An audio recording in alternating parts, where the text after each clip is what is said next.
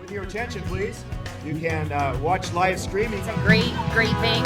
It was fun yesterday because we're up in Nevada City, and so I was able to watch the game. Excited to have this online, and so they can view it now and later, and people that can't be here. It's been a really cool thing. It's a great experience. Anybody who's not had the opportunity to be here at the game, this brings the game to you. On coachesaid.com. That's coachesaid.com.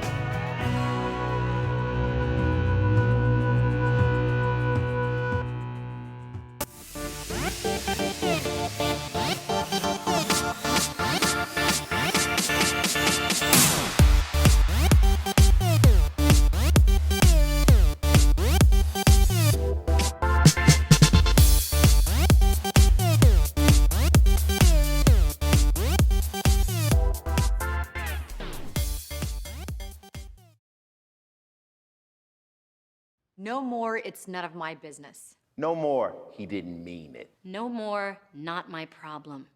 No more, she was flirting with him. No more, she was asking for it. No more, boys will be boys. No more, I'll say something next time. No more bystanding. No more ignorance. No more excuses. No more.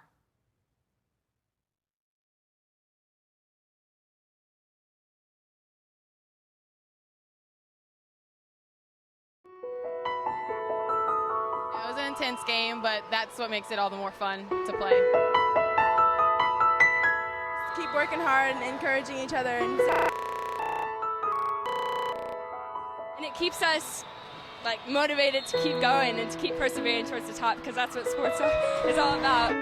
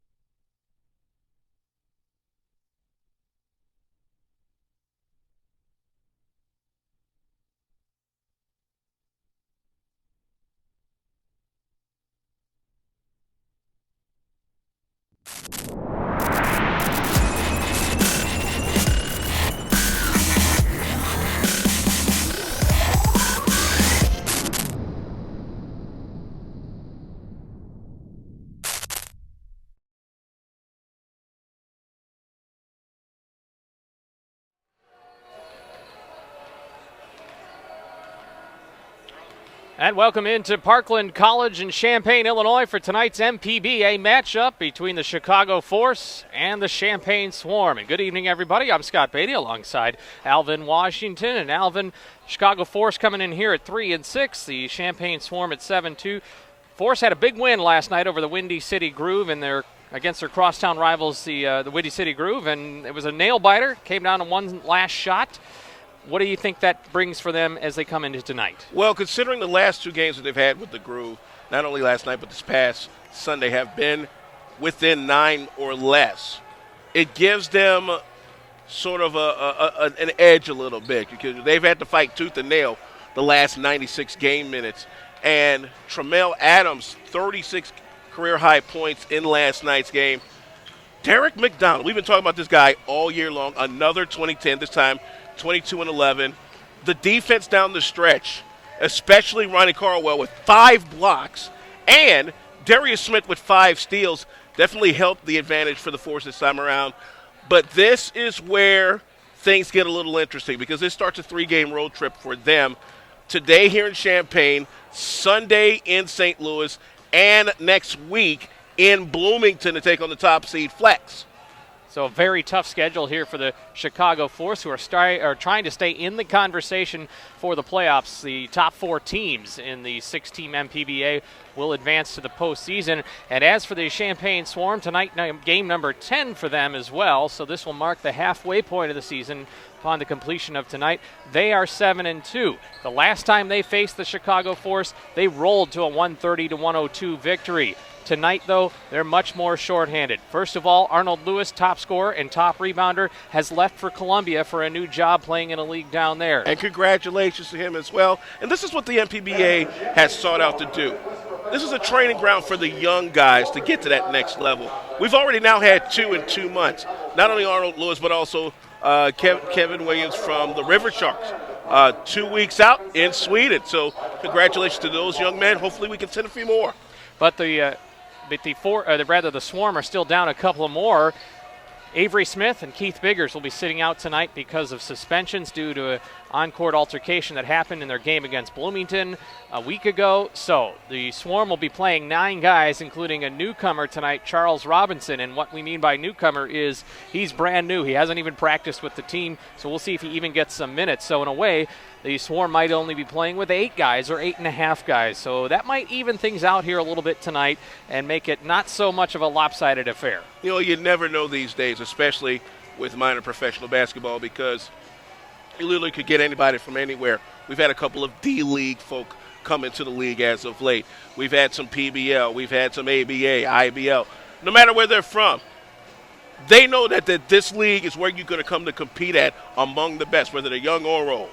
The MPBA is starting to make some waves in the basketball community. Players are wanting to come here now to start to play as this league moves on into its 3rd month of existence. We're just about there as we move into March. So MPBA action tonight from Champaign. The Swarm at 7-2. With a win tonight, they'll move into a tie virtually for first place with the Bloomington Flex, who are playing right now. We'll see how that game goes. And the Chicago Force, on the heels of a back-to-back event with the Windy City Groove last night, they're here today playing their 2nd game in a row. That action coming up shortly. Stay with us on the MPBA Broadcasting Network.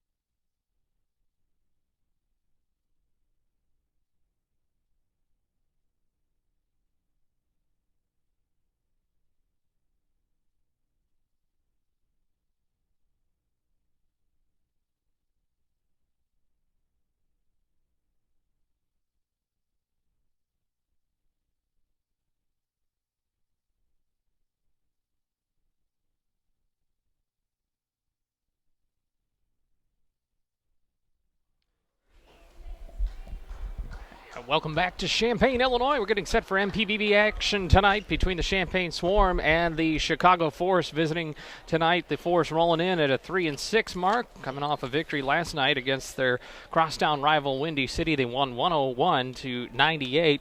Meanwhile, Champaign coming off a 104-90 victory against the Gateway Steam on Sunday. Champaign one half game out of first place for the moment, but the Bloomington Flex in first place are playing the Gateway Steam as we speak, and they are up, though, early in that ball game. Well, welcome in, everybody. I'm Scott Beatty alongside Alvin Washington, and let us go down to courtside, and Steve Arnold, our public address announcer for tonight's starting lineups.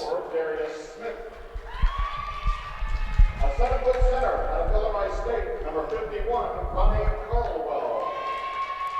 And a 6'6" forward out of Tuskegee University, number 53, Antoine Ware.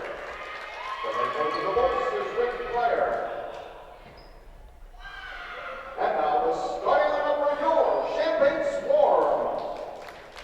A 6'7" guard out of Warwick University, number 5, Mark St. Fort.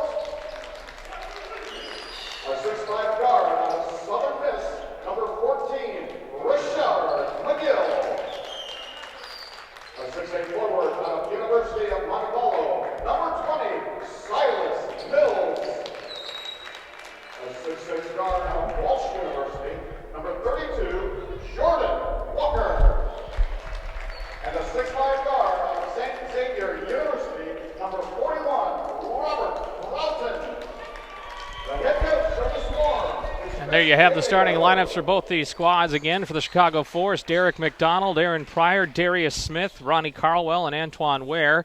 And for the Swarm, it's Mark St. Fort, Richard McGill, Silas Mills, Jordan Walker making his first start tonight, and Robert Broughton. And, of course, the Swarm without their former leading scorer and leading rebounder, Arnold Lewis, who's off in Columbia to play professionally down there.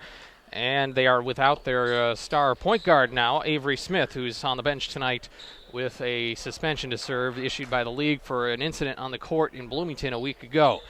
So it'll be Silas Mills matching up with big Ronnie Carlwell. This is 6'8" against 7 foot. Ronnie Carlwell from these parts here in central Illinois, played at Illinois State University. His brother played briefly at the University of Illinois, which we're not too far from, here in Champaign, Illinois, about 2 hours south of Chicago. Marvin Sykes, our head referee, will toss it up, and we're ready to go for MPBA action. Well, let's get it right here. There we go. Force win the tip, and they're moving right to left in the traveling red, and the Swarm in the home white. One thing to notice about right away when you see this big front line of Ware and Carlwell is that not only are they great post players, but they're great rim defenders. That's a term you'll hear a lot.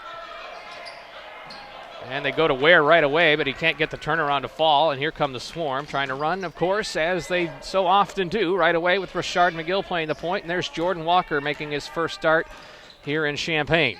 Rob Broughton for a baseline jumper for Mills. Nope, off the rim. Rebound for Antoine Ware, who had a beast of a game last night. Not only him, but also Tramel Adams. Derek McDonald, their leading scorer, misses that jumper. He's traditionally starts out slow. Once he gets going, look out.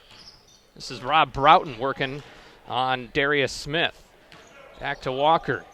Bags off, pulls up. Walker missed it badly, and in and out of the hands of Carlwell to Derek McDonald. With just under 11 minutes to go, nobody has scored yet. And Smith, moving off to the right, feeds Derek McDonald down low. For a guard, plays often like a forward, and here he's trying to post up Rob Broughton. Slips him. Broughton gets a hand on it. The shot won't fall.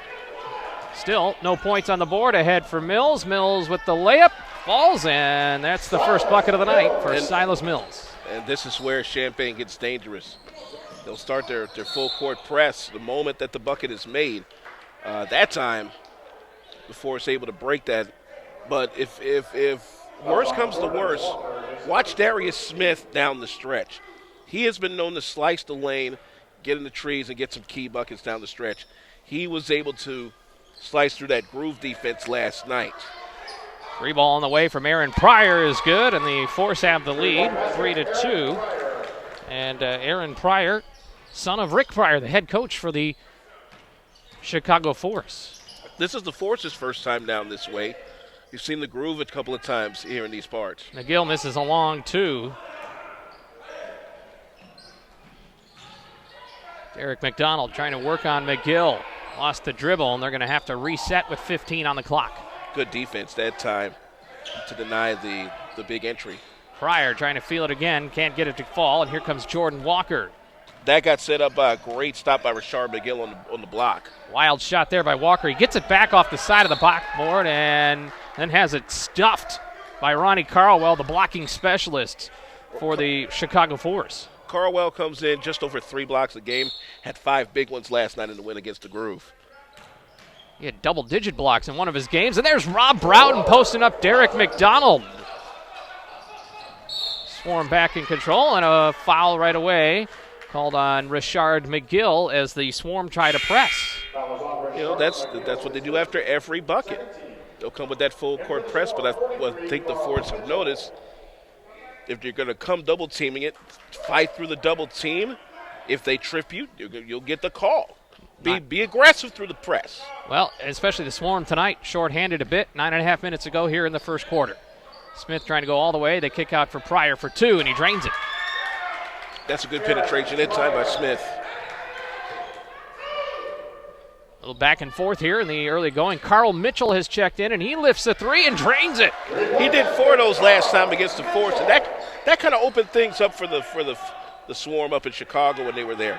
This is the only team he's really lit up with a lot of three-pointers, and he gives the Swarm a lead with 8:55 to go. You know, great half-court pressing defense.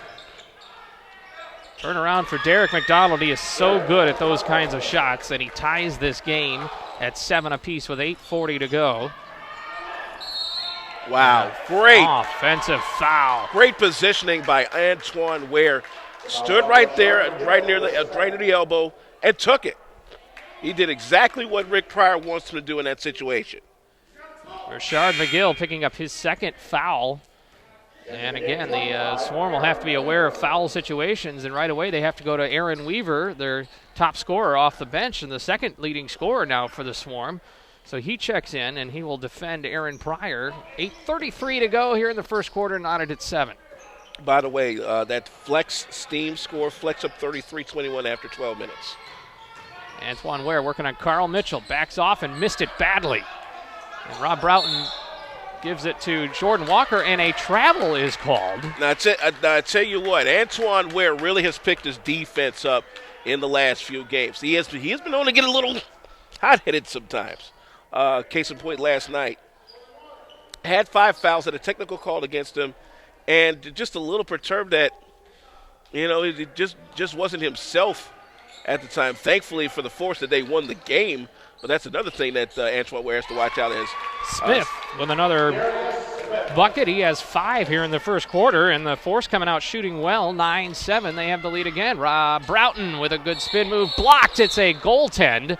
Ronnie Carlwell nearly got his second block, but give the 2 to Rob Broughton. And there's 8 minutes to go here in the first quarter. We're tied at 9. I think Brown was trying to get sub, but that won't happen with Mark St. Ford trying to come in. Not after a goaltend. Not much of a press this time around as it did the last couple of times down by the Swarm. Under 8 minutes to go. McDonald finds Ware.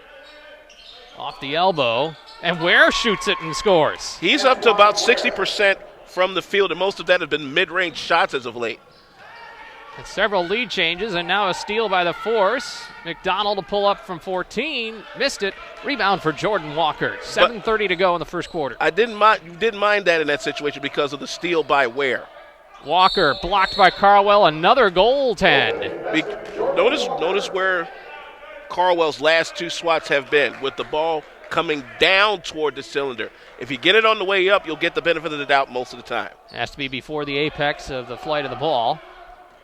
And now the Swarm are going to press. They try to trap Pryor. I beg your pardon, Smith. This is Pryor.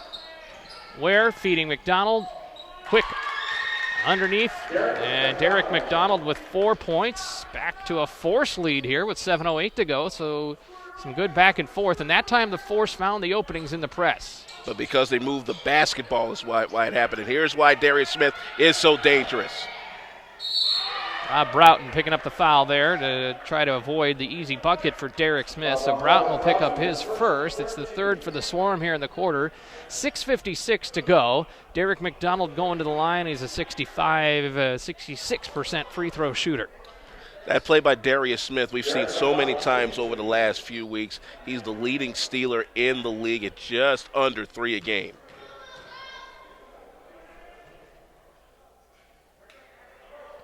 So McDonald hits his first free throw. Derek McDonald is a very interesting player to me. I've not seen any other guy in the league like him. You know, Justin Bocott for the Flex is a really good scorer, but doesn't have the rebounding ability. And this is a guy that is hauling in double-digit rebounds as the Force now lead by 3. You know, you don't get too many all-around guys that are willing to lay it on the line like McDonald. You know, and having been in the city college system for a little bit, through Kennedy King, and there's a lot of people that remember him from that way very fondly. Aaron Weaver. Liven Pyfrom on the floor now for the Swarm. Ball lost. It's going back to the Force. Another turnover for the Swarm here in the early going. Now here's another guy that lit it up yesterday. Yeah, Tremel Adams checking in. 25 of the 36 points he scored last night were in the second half, but they were also set up by great defense from Darius Smith. Barreling into Rob Broughton, and the charge called there on Aaron Pryor. Got to slow down sometimes. You know they're trying to ride you into an adverse situation. Just slow down, back it out. You've got 24 seconds. 6:41 to go here in the first quarter.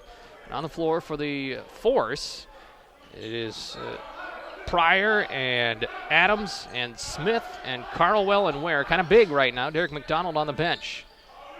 And the Swarm trying to figure things out here without 2 key players anymore. Well, at least one for today and one for good. Carl Mitchell, another long jumper is good. And if Mitchell can stay alive, hot with that long-range shot, that's a 2. Now, see, this is what the Swarm do best. After every made bucket. Ooh, ouch. The 7-footer Liven Pyfrom gets contact down low. The one thing that the Force are going to have to stay with is have somebody in the middle when they start pressing. Have somebody in the middle. Get it to him. The person that passed, get down the sideline so he can get them. That's how you break that press. 6:10 to go, first quarter. Swarm looking to tie it. The biggest lead in this ball game has been 4 points. Here's Mark St. Fort posting up, and he got the better right there of Aaron Pryor. A little hesitation there. That's what got it. This is Smith on the other end. Layup won't go. Swarm want to run. We're tied. You're going to see a lot more of that from Darius Smith tonight. Mitchell had to slow it up.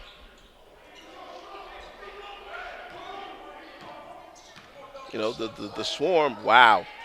Did you see that? Yeah. St. Fort almost had the clear there on Darius Smith. We got a jump ball, 5:34 to go here in the first quarter. We got a timeout, and we are tied. Good one going here so far in Champaign.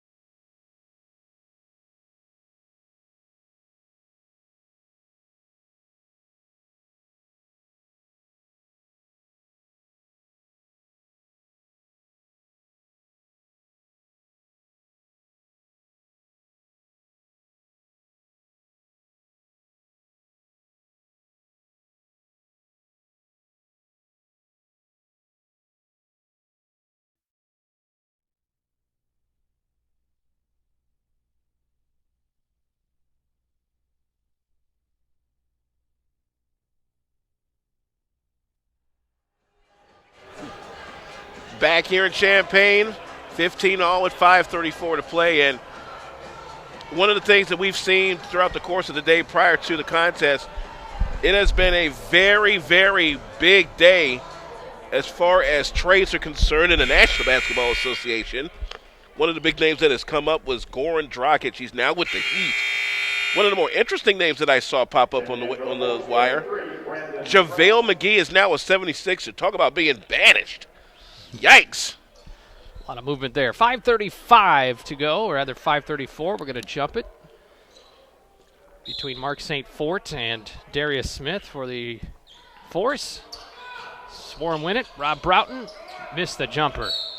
And it's going back to the Force. We're tied at 15. The Force have led by as much as 4.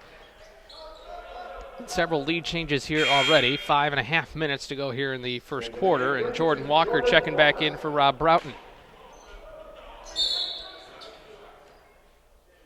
And a whistle away from the ball. Somebody get a timeout called? No, they called a foul on Mark St. Fort covering up Darius Smith. And, again, this is the one thing that you have to like about the fact with the Force trying to break the press. It looked like they would do it there. You got to have somebody in the middle to ward that off. Tremel Adams with a strong move. Can't finish it. It's put back there by Antoine Ware. He's got 4 points. Force lead by 2. And here's Aaron Weaver with the bucket and 1. That's good, strong push by Aaron Weaver. We've seen that all year long from him. One of the best 6 men here in the league. Aaron Weaver is also one of the fastest men in the league, and he can just outrun guys. So the foul there on Aaron Pryor, his second. Somebody's got to give Aaron Weaver a look at the next level. They've got to. With that type of speed, that type of aggression to get to the basket, somebody's got to give him a look. Out of North Park University in Chicago, and he hits his free throw to give the Swarm a lead now. 5:08 to go here in the first quarter. Now see how they got him spread out? That's exactly how you're supposed to beat that press. Somebody's got to be spread out one way. And yep. And a foul there on Carl Mitchell. And it looks like the Swarm are over the limit now. We were talking about this last night with all the fouls that have popped up. And my broadcast partner, Craig Fada, the vice president of the league, was telling me last night that they were talking with Ron Elysiak, senior director of officials, and said a lot of these guys aren't exactly in season shape. They may be in game shape, but not necessarily season shape. So you may start seeing a clean first quarter turn into a foul for all by the time we get midway the second quarter. Well, a lot of times referees will swallow the whistle a bit in the first quarter because they want to let guys feel each other out and then play a little bit. As Travell Amex misses both free throws. And now a foul called on Tremel Adams. So the foul's starting to accumulate a little bit here for the Force as well, with the Swarm leading by 1 and 4:49 to go in the first quarter. This is Aaron Weaver, defended by Amex. Weaver to the left. Now Mitchell from 15. Got it. He's got a nice, sweet stroke for a big fella. 7 points for Mitchell, and the Swarm have their biggest lead, just 3 points here with 4.5 to go in the first quarter. This is a 2. It does not go, and there's Liven Pipe from the 7-footer ahead to the other big man, Carl Mitchell. Got to work the clock a little bit more than that to get a better pass if you're the Force. That was too quick in the account. Weaver missed the jumper. Hustle there by Broughton, almost got the offensive rebound, but now the Force are going to run. This is Adams, and he gets the layup. Well, the Swarm, they do a lot of gambling, don't they? And that time it didn't pay off with the aggression, so it's a 1-point game with 3:50 to go. Considering where they were last time out, the Force are lucky to be just within 1 or take a few leads here. Carl Mitchell for 3 again. Nope, I was feeling it before, and Mark St. Fort will come away with the basketball, but a kickball going to be called there on the Force, so it'll stay with the Swarm. 3:40 to go here in the first quarter. Here comes Jordan Walker in for Carl Mitchell for the Swarm. Force stay with their 5. Some of the second unit getting some time here as Brandon Price is in for the first time, and he'll get a few minutes here in for St. Fort with a fresh shot clock. The post up and around, fouled. Nope, he traveled. Good defense that time by Adams to give Ware a little less pressure and trying to post him up. And because of that, that's how it happened. And, here comes McDonald again. And for the Force to be where they are right now with McDonald coming back on the floor, that speaks volumes. 3 minutes and 35 seconds to go. The Swarm pressing. You see how they spaced that out that time? Adams finds a big-bodied Ware who bangs into Jordan Walker, and Antoine Ware finishes that job, and now the Force have a 21-20 lead. The other end, a blocking foul called there on the Force. Marvin Sykes emphatically calling that one. It'll be on Antoine Ware, I think probably because of not necessarily a pass and crash, but just running into him at that time. And again, if you saw that last play when the Force broke the press, somebody was in the middle, got it to them. Somebody was on the wing, somebody else, and they spread it out. Pass it through to spread out, pass it into the open spaces. That's how you break a press more often than not. Hand check called on Travell Amex. His first, it's the fifth, so that'll send Aaron Weaver to the line to shoot 1-1. And, let's face it, these teams all know each other by this point in the season. This is only the second time these two teams have faced each other, and the Swarm won big in the first one. But everybody knows what the Swarm do. They're going to press. They're going to try and trap. They're going to try and pressure the ball in every situation as Weaver hits his first. But the question is, how are you going to adjust out of it? A lot of teams in the league don't.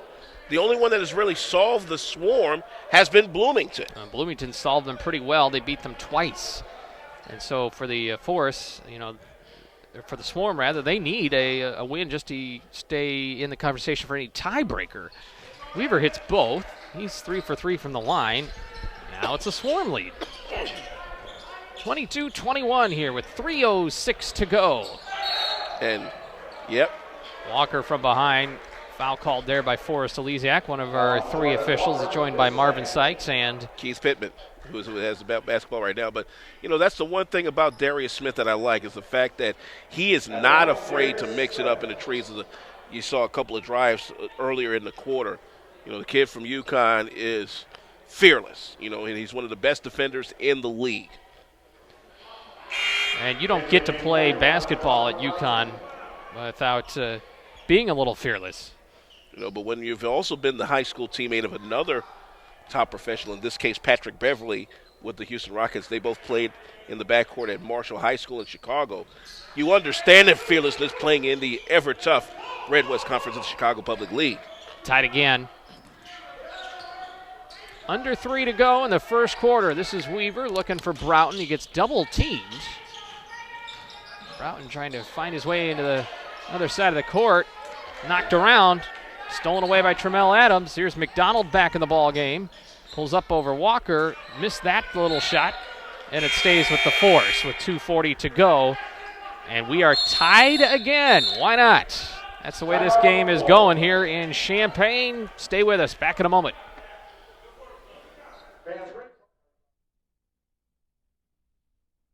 With your attention, please. You can watch live streaming. It's a great thing. It was fun yesterday because we're up in Nevada City, and so I was able to watch the game. Excited to have this online, and so they can view it now and later, and people that can't be here. It's been a really cool thing. It's a great experience. Anybody who's not had the opportunity to be here at the game, this brings the game to you. On coachesaid.com. That's coachesaid.com.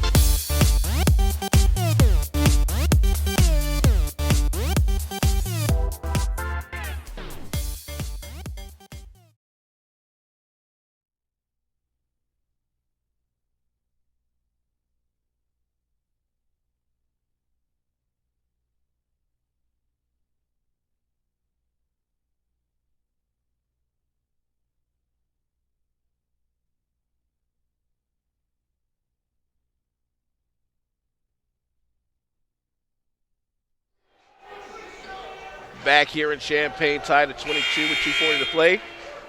The young ladies you see right there on your screen having a ball with us, that's the Parkland College Lady Cobras women's basketball team. Saw them practice earlier. Number 1 in the nation right now in JUCO Division II basketball, and we're glad to have them along with us here at Dobbs Center. Parkland College has been a great host to the Champaign Swarm, and they have some very, very good programs all around, and perennially the women's team is a national title contender.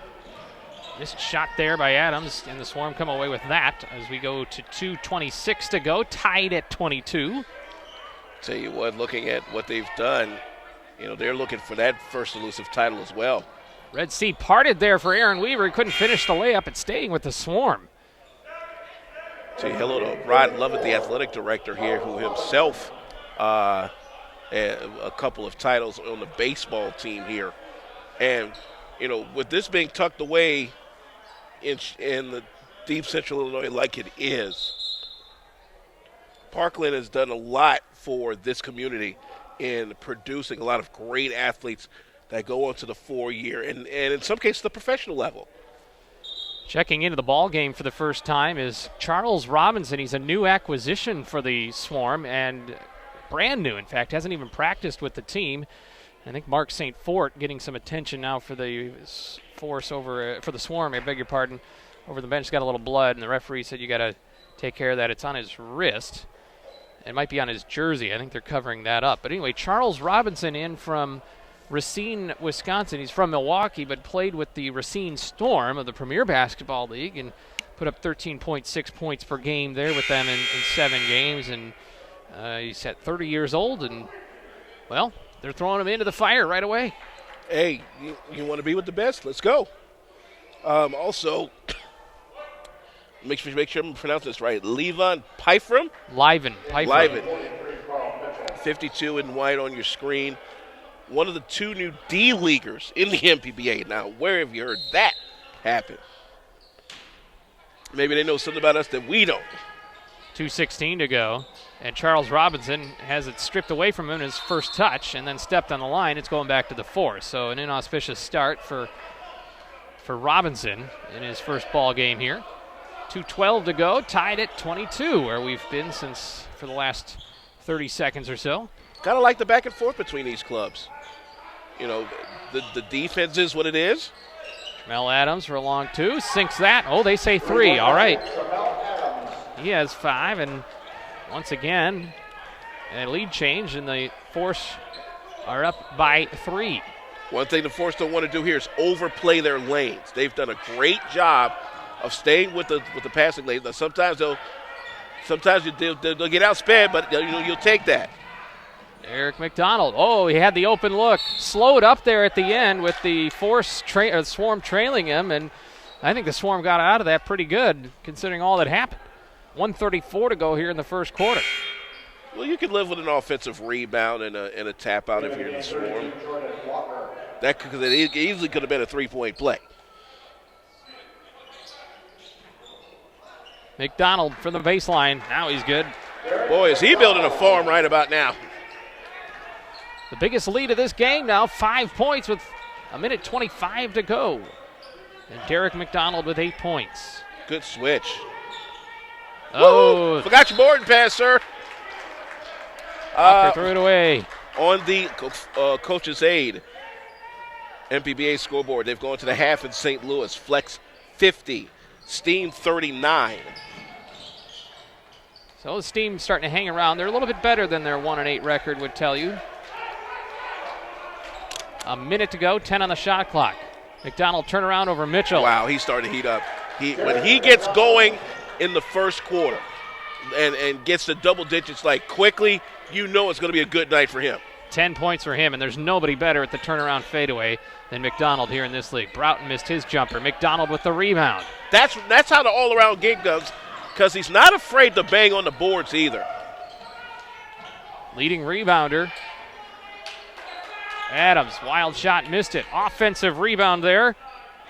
McDonald again, short. Cleared out by Mitchell. Mitchell finds Walker. Pull up. Got it.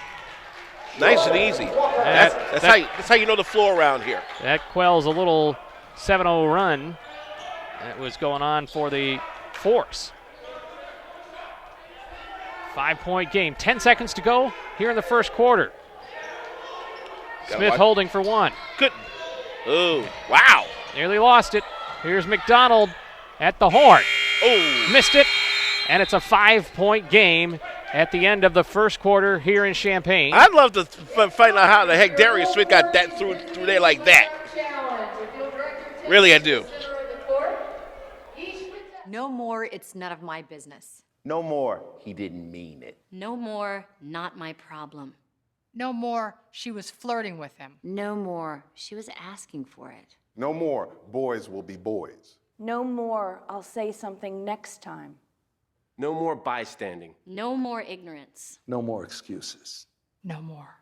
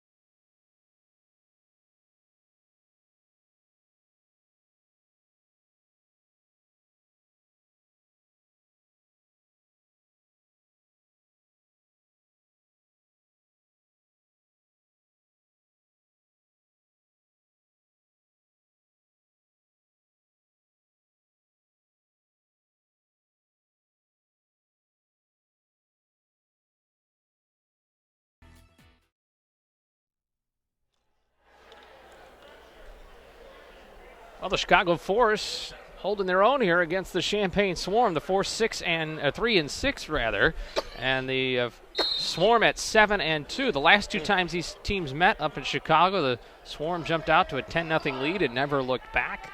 Put up their highest scoring output of the season at 130-102. Rob Broughton spinning in the lane and finishing it. Nice move there by Rob Broughton, one of the best we've seen all season from him. And now the Swarm are going to press again. Wow. Got away with that one. McDonald already with 10 points. For 12, nope. Down by Weaver. Should have passed it again. You had an opportunity to swing it around to the left side and get a better shot. There's Weaver on the go. Cleaned up by Pyfrom. That won't fall. And we got a foul on the offensive, or on the during the rebound. So McDonald will pick that one up. First one here in the quarter. And we got a first look at the first quarter stats there. Alvin, what do you see? Just like we thought. Good shooting. 44%. 44% from the field for the Force. 50% from the field for the Swarm. Force with one more three-pointer made it with 2-1 for the Swarm. Other things here, 12 rebounds so far for the Swarm to just 7 for the Force. So this is going to be a shooting situation here for Carl Mitchell. And I think, did they give a goaltend on that? No, they didn't give a goaltend. It was a I guess a loose ball foul that was a part of a shooting situation, and that's how Carl Mitchell wound up at the foul line. And you look at this man's form, and you can tell that he has perfected over a 10 to 12 year pro career across the world. One of the oldest players in the league. And we're at a 1-point game. Adams from long range. So they're starting to settle a little bit. They need to pound inside a little bit more now, especially with Ware back on the floor, and looks like Ware and Mr. Pyfrom are going to tangle a little bit. You know, and Antoine Ware's going to have to keep his head in this game because, you know, if he starts getting that odd head, the officials are going to see that, and they've been known to not be so favorable towards stuff like that. Rashard McGill back in for the Swarm, had to sit much of the first quarter with 2 fouls. He'll tangle with Darius Smith. Backing in, missed, got around him into a double team and had it taken away. Maybe should have given it up there. Here's it ahead for Antoine Ware. Finger roll good. Yeah, that's starting to be a nice transition connection now as of late. Force holding the 3-point advantage. Ooh, that was a rip. Nearly threw it away. Broughton short on his 3-point opportunity. Ahead for Adams. And looks like Rob Broughton got a piece of it to keep that shot from going in. Does that count as a block? That does indeed count as a block. I would have opted for Adams to kind of stop on a dime. You know the contact is coming. Just stop on it. If you can get it up, fine. If not, at least you draw the foul. 10:20 to go in the first quarter. You know, those are some of the little things that, as a professional, you have to understand how to read. And I don't know. It didn't like that shot from Pryor at all. Aaron Pryor, kind of a flat-looking shot. You know, sometimes you got to work it. And St. Fort gives it up for Weaver. Kick out for McGill. He finds the cutting Mitchell for the easier look. That wouldn't go. Mark St. Fort muscling an offensive rebound. That won't go. And safe! Oh, wow, great hustle by Ware. Price had it he threw it off, I should say. It looked like a shot at first. Aaron Pryor falls to the floor. This getting sloppy. And here comes Aaron Weaver. No numbers. But he slips Ware and finishes the job with the foul. Aaron Weaver, my goodness. You know, sometimes when you're playing this game, you have to keep your wits about you. That play by Aaron Pryor should not have been. I would have backed that out, got me a better offense, and what should have been an easy forced bucket now turns into a 1-point lead and a possible tie here. Weaver has been really solid from the free throw line here. Has 8 points, and we are tied. You know, again, it's just the little things that you see from time to time in the game. Good call that time by Amix. Looking for a timeout here with 9:23 to go in the second quarter, I beg your pardon. And every time we take a timeout here, we are tied. So we are tied here again, and I have counted at least 4, 6, 7 ties in this ball game.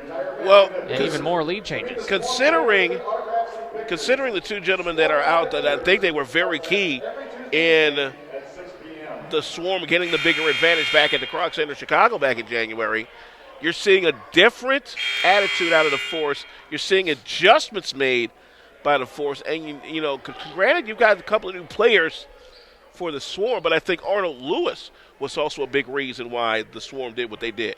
Absolutely. It was their leading scorer with over 21 points a game averaged, and he set a league high here in the early part of the season against these Force with a 43-point performance. It still stands, as a matter of fact. Not quite halfway through the season yet. Another steal for the Swarm. This time it's McGill. That double team trap is pretty good. This is St. Fort and the Swarm lead. You know, you're going to have to find a way to pass over that trap. You're going to have to find a way to pass over it, and somebody's going to have to help them out with a screen or something to let them know, look, you're not going to trap us in a corner like that. Aaron Pryor from the elbow. Got it. I think I would rather have him take that shot more just to soften the defense up than I would with a long ranger. McGill into the lane. Nope, rebound Pryor. We are tied again for the now 8th time. And a blocking foul there. It's going to be on Rashard McGill, I believe. That'll be his 3rd. Yep. You know, stay aggressive.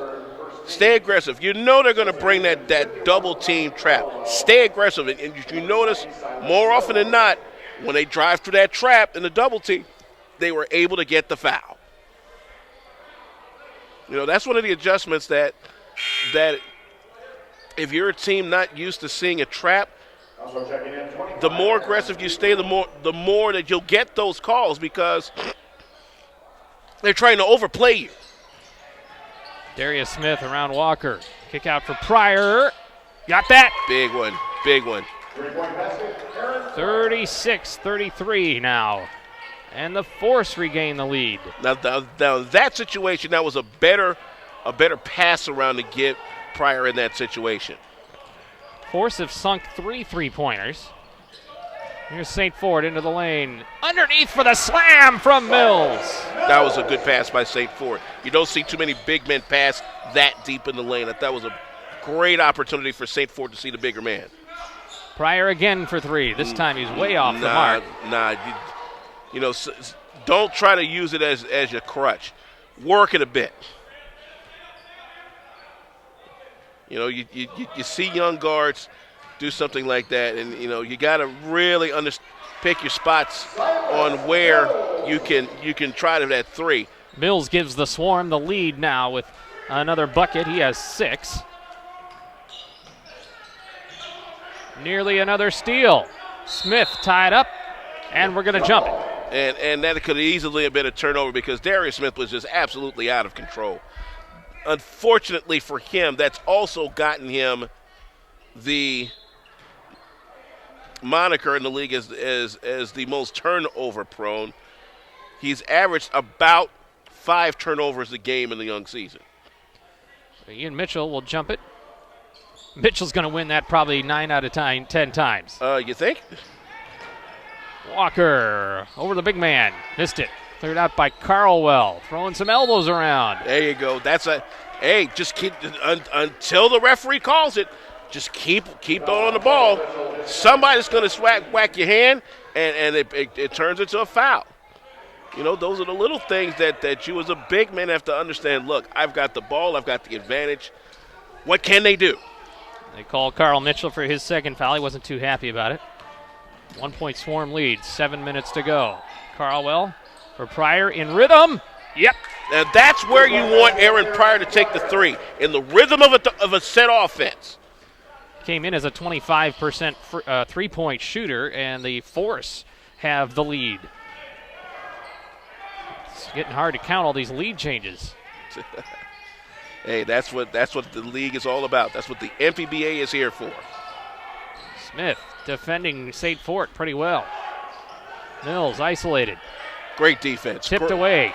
I think Smith got a hand on that. Maybe Carlwell. 6.5 to go. Where was the one that actually picked it up? Pryor trying to feel it again. He is in rhythm. Again, the rhythm of the offense. That's why it is the way it is. 3 3-pointers, and Jordan Walker falling backwards on that shot attempt. 6:16 to go in the second quarter. Force with a 5-point lead on largely the strength here in this quarter of Aaron Pryor's 3-point shooting. I tell you what, Rick Pryor loves this particular portion of the schedule with the Swarm a lot better because the adjustments are being made here that allows the Force to play to their strengths. They are a good transitional team. They're a good low post team. They crash the boards a lot. I mean, one reason why Derek McDonald has been a 2010 man has been his ability to crash both ends of the board. And Derek McDonald back in the ball game now. Sitting for much of the second quarter. Jordan Walker hits his second free throw. Now you notice that the Swarm backed off on that press. But don't be surprised if they put it on as a half trap. Around the screen, Smith gives it up for Pryor. Got a hot hand right now. Oh, my goodness. 4 of them here in the quarter. But you notice, all 3 times, in the rhythm of an offense. That's why Pryor is starting to get that rhythm now because it's a part of the offense. Aaron Weaver almost got another and one opportunity. They let the baseline wide open, so why not? 5:49 to go here in the second quarter, and now the Force are in command.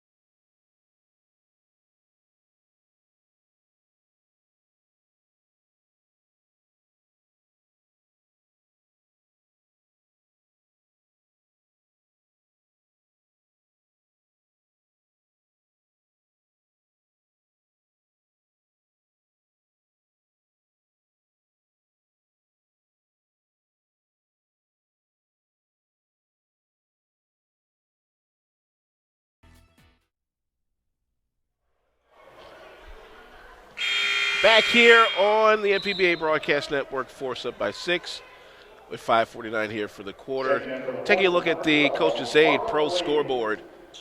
Second quarter NBA action. Oklahoma City leading Dallas as they get the second half of the season going 48-31. Russell Westbrook with 11 points out the gate. 9 from Serge Ibaka, 10 from Kevin Durant. Anthony Morrow with 12 off the bench. But the one big omission is Reggie Jackson. He got traded during the course of all this craziness. He was one of a number of key folks on the move. Goran Dragic to the Heat. Isaiah Thomas, formerly of the Suns, going to the Celtics. Kevin Garnett has now okayed the deal to come back to the Wolves and may stay there just for a day. Offensive rebound here for Broughton off of Weaver's miss. And that doesn't go. This is McDonald. Look out. Yeah, that's what I was talking about in the course of offense. That's what McDonald can do. 12 points for him with 5.5 to go here. Force went ahead on a three-pointer by Aaron Pryor. He's at 4 in this quarter. They've made the adjustments on defense. There's Walker wide open. But you got to make a better adjustment than that. Can't let a guy just cut like that into the open spot. Walker flashing there for the easy lane, a layup. Some minutes here for Marvin Lee for the Force. He's cutting, and he is fouled by Aaron Weaver. Nice whip pass that time by McDonald to see Lee cutting into the right-hand block and get him. Weaver picks up his first, third for the Swarm here.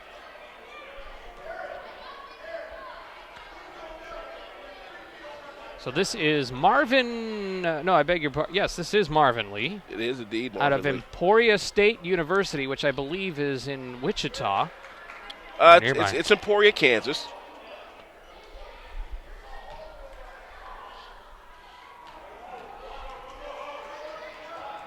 You know, the team that the Force have assembled together has been a good mix of D1, D2, and NAIA talent from some good colleges.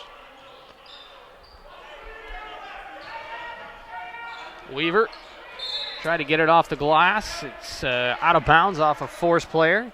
I think Carwell blocked that one too. Carwell getting his blocks in here tonight as Mark St. Fort will come get Liven Pyfrom. 6-point ball game. The biggest lead for the Force has been 7. Just looking at the latest statistics on Ron Carwell, he is leading the league at 3 blocks a game and counting. Kick ball there off of Darius Smith. 14 on the shot clock. 4:43 to go. You know, Darius Smith himself, we mentioned the all-around that he's had. 3.6 assists, 2.7 steals. However, again, 5 turnovers a game. Mark St. Fort jump stop in the lane. Fouled by Carwell. He'll go to the line. That was an interesting one there. It looked like light contact, if any, and I think that's what Carwell's trying to plead. And Carwell will pick up his first. And Coach Dalio for the Swarm was saying they got to get him out of there early in the ball game. Well, he only has 1 foul here with 4:37 to go in the second quarter. And Mark St. Fort climbs up the rim there for his 5th point. His first trip to the free throw line is 62% free throw shooter. I know he's probably hurt because he won't have his cousin Lewis Arnold with him for the remainder of this, but I know he's happy that his cousin has made it up to the next level, and he hopes to get there too. And there are a couple of good young post players from where they've come from to be a part of this. It's an offensive foul. That is Darius Smith picking up that offensive foul. Trying to plead his case, his second. 4:28 to go here in the second quarter.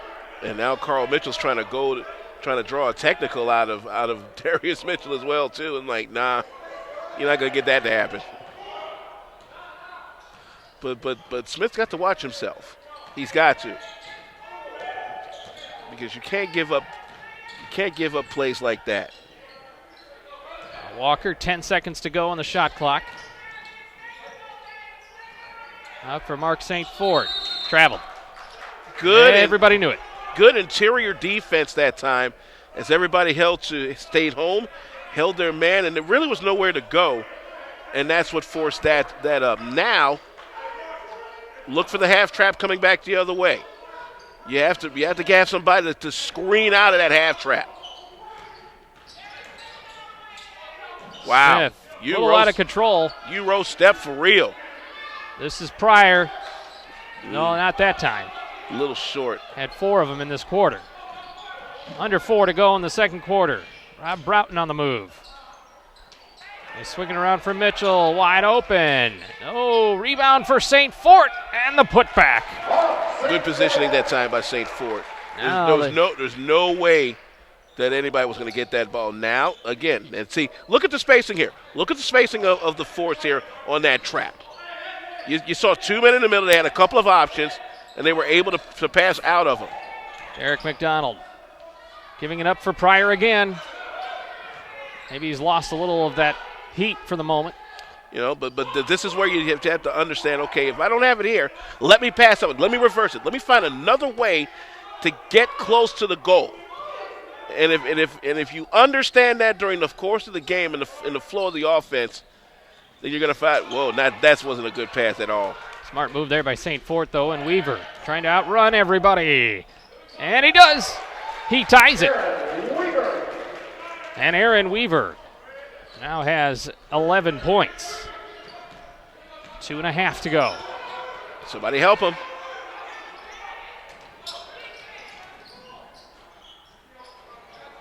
Giving it up for their top scorer, McDonald. No. Shooting's gone cold for the Force here late in the second quarter. Defense has it. As the Swarm turn it over again. And this time Pryor taking it all the way, and he is fouled on the way up. He'll go to the line with 2:17 to go. We are tied at 48 when we come back.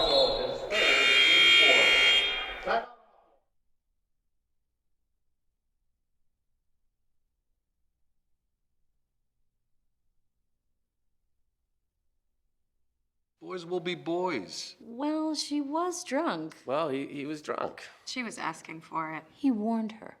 Not my problem. Why doesn't she just leave? But he's such a nice guy. He said he was sorry. We don't talk about that.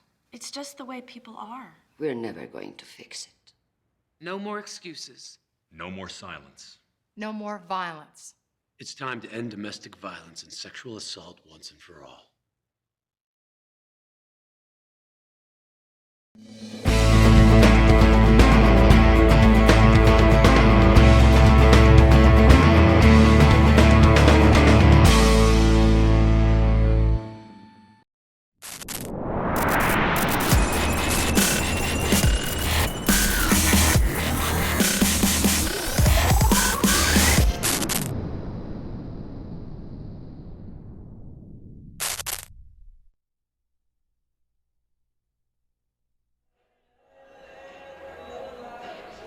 Back in Champaign, 48-all with 2:17 to go for the second quarter. Another look at the Coach's Aid Pro scoreboard. Halftime in the NBA, Oklahoma City leading Dallas 52-36. Russell Westbrook with 11.6 assists in the early going for the Thunder. Dirk Nowitzki only with 8 points to lead Dallas on a trade deadline busy day in pro basketball. The Clippers and the Spurs go at it from the Staples Center in the late game later tonight. Swinging back over to our neck of the woods in the MPBA. At the break, it is Flex 50, 39 for the Steam. Earlier today, the River Sharks hold off the Groove 107-94. Gerald Brooks with 33 on the day. So the St. Louis River Sharks are now 6-2. And they are definitely the sleeper pick in that MPBA playoff conversation. And they've picked up a good player, no pun intended, in Good himself, a Goode, former D-League experience.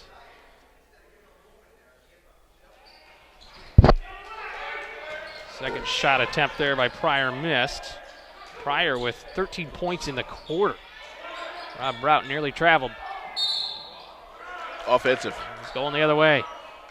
Yeah, and look at the positioning of the offensive fouls that we've seen lately from the Force. They understand that they cannot be in that restraining area to try and draw the charge, so they'll come up about almost as high as they can, even almost to the block, to try and draw that charge.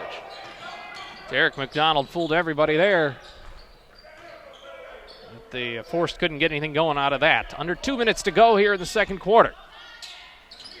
You know, good half trap. Good use that time, and the way to do that by Adams is seeing the man leaning over. Why not?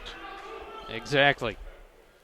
You know, if it means to save the possession, sometimes do what you do best. Buck 49 now. This is Marvin Lee with the teardrop that won't fall, and it's cleared out by Silas Mills ahead for Aaron Weaver. Trying to race past Adams, who fouls him. And Weaver's going to go for two here. Yeah, you know that one was going to happen. And Tramell Adams having a quiet night after pouring in 36 last night. He has 5 and no points here in this quarter. 2 fouls now, and Aaron Weaver is got 11 and going to try and match Derek McDonald right here for the game high at the moment. And Weaver has been really good at the free throw line here. He's now 6 for 7 tonight. And what do you know, we're tied again. Hey, again, adjustments. Both teams are going to adjust to each other throughout the course of the night. I mean, it just happens. Another lead change. Mm-hmm. And see what happens here when you get too aggressive on the press. Stuff like that happens. Now you didn't even move the clock. You pick up a third foul on one of the top pressers on this club. Now you get the chance to take the lead back without a tick moving. So the shooter will be Darius Smith. Smith is 1 for 2 from the charity stripe tonight. And a 2 for 3, 7 points for him. You know, Rick Pryor has to be pleased at how the Force have responded in this situation, despite the fact that they've made some really dumb mistakes themselves. Makes them both. Don't give them the baseline. Weaver stepped on it. Or 3 seconds rather called on the Swarm. That's been a rare call in this league this year. We've seen more of the defensive three than we have seen the offensive three. So back and forth we go. The biggest lead in this game is Adams just put his head into Weaver, who flopped. And good no call. Let him play. Carlwell fouled underneath, though. That was one of the best no calls I've seen this season. They're going to try to collide together, and he's going to try and draw the charge. Nah, let him go. Nah, no, play. You know, this is pro basketball. This is not flop fest. Come on. It definitely looked like there was strong contact there, though. Yeah, but when you've been around in the pro level as Marvin Sykes has had as an official, you see a lot of that. Really just some unnecessary play to try and gain an advantage. And that's what it's all about. It's all about advantage. About a minute to go here in the second quarter. Silas Mills with a jam. That was a good pass by Weaver to see Carwell come all the way up to try and defend, and that left Mills wide open on the baseline. Absolutely wonderful play. We are tied again. Carwell quarterbacking there. McDonald blocked by Mills. That was a good block. Walker trying not to forget the basketball. Here's Weaver to Mills. Fouled underneath by Marvin Lee, who tied him up. Good foul by Lee. Make him earn it at the line. And Silas Mills doesn't go to the free throw line all that much. A 62% free throw shooter, and could give the Swarm another lead. My problem with that last possession by the Force, you could have gone to another pass. You see him clogging up the middle, open him up, swinging around the back. You'll see a lot of teams, if they see a clog, they'll reverse the basketball within the course of the shot clock to try and unpack that middle. And if they can get a good pass, take it. But swinging around within the course of the offense enough to get yourself an advantageous shot. Double-digit points now for Silas Mills, and the Swarm have a lead. Well, they did. And now we're tied. Again. And they called Darius Smith's number there. I think that was Brandon Price who made the bucket. No, that was Smith. I beg your pardon. That was definitely Smith. All right. Well, I'm glad there's two of us here. 16 seconds to go. Weaver and one. Wow. How many times does he get that? And that's at least the third and one opportunity for Weaver here tonight. He has 10 points in this quarter with 14.6 to go. Back and forth we go. Where do we stop? Nobody knows. And if you need a bedtime story, Alvin's here for you. I tell you, with both teams shorthanded at 9 players each, the war of attrition is slowly but surely coming upon us. Aaron Weaver completes the and one. 57-54. No lead's been bigger than 7 for either side. 10 seconds to go. This is Darius Smith trying to get the last bucket for the Force. Now with 5, a long 3. Wow! Good. Are you kidding me? We are tied again. At the horn. Nope. Wow. How fitting. Tied at 57 at halftime. And we were just off of Interstate 57 at that.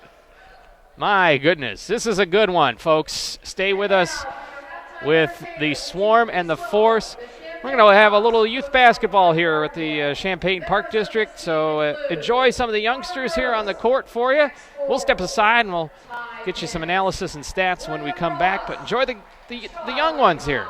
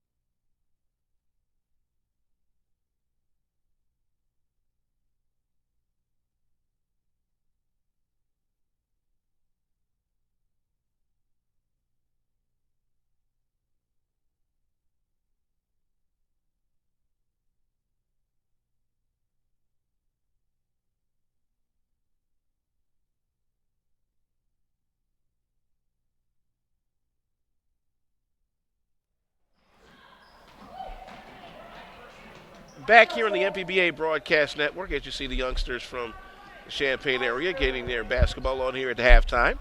57-all between the Champaign Swarm and the Chicago Forts.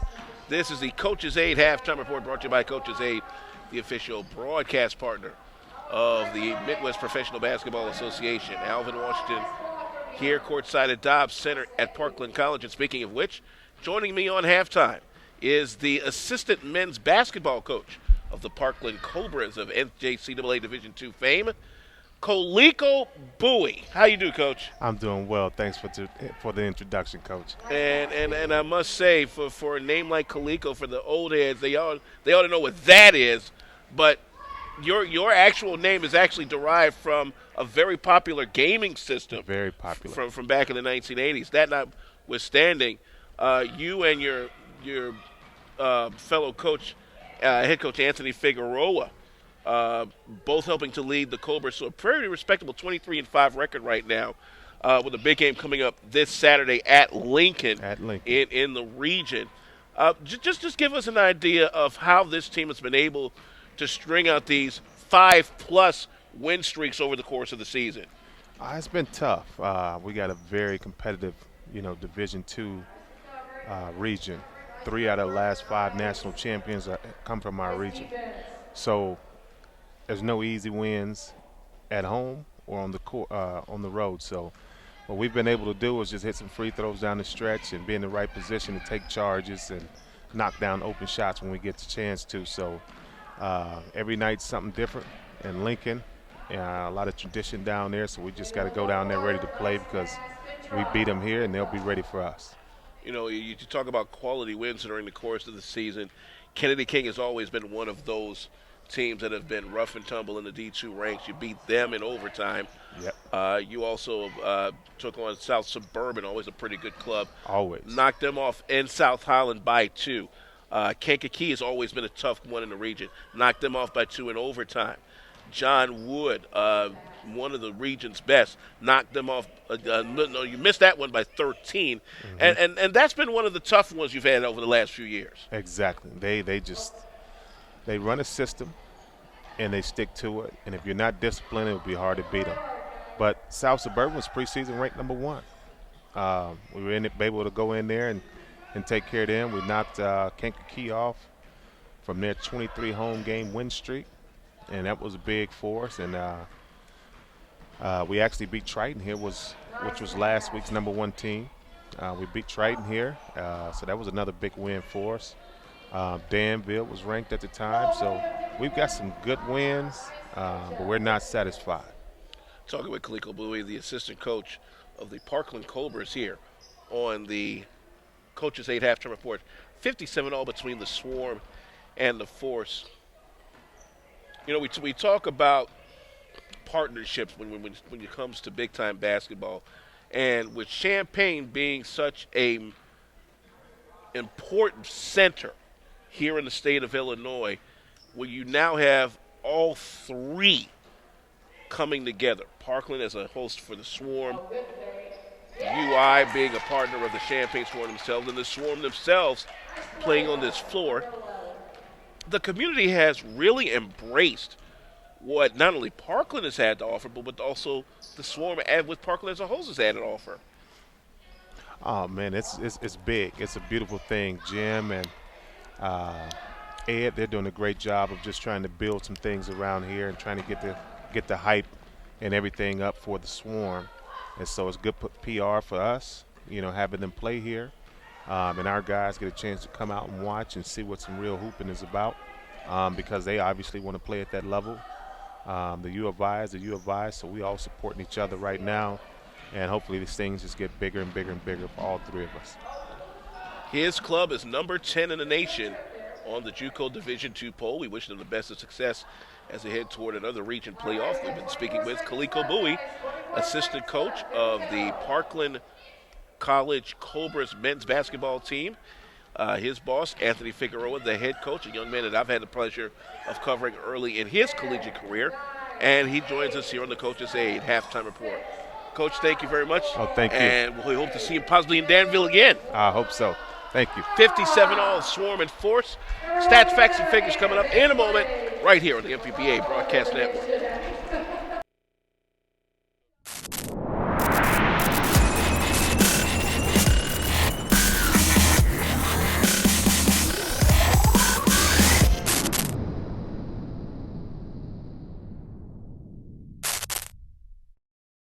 With your attention, please. You can watch live streaming. It's a great thing. It was fun yesterday because we're up in Nevada City, and so I was able to watch the game. Excited to have this online, and so they can view it now and later, and people that can't be here. It's been a really cool thing. It's a great experience. Anybody who's not had the opportunity to be here at the game, this brings the game to you. On coachesaid.com. That's coachesaid.com.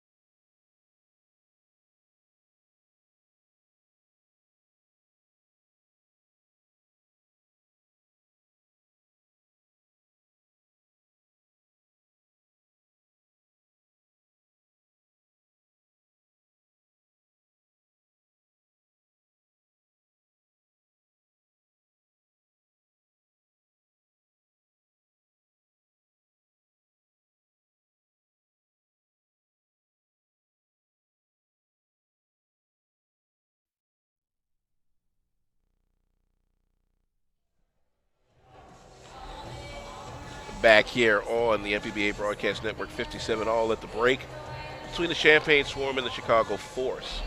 Continuing the Coach's Aid halftime report. Alvin Washington here. Will be rejoined by my broadcast partner, Scott Beatty, in just a little bit. Let's see what's going on the Coach's Aid Pro scoreboard. Third quarter has ended. Flex lead the Steam by 10 to 62.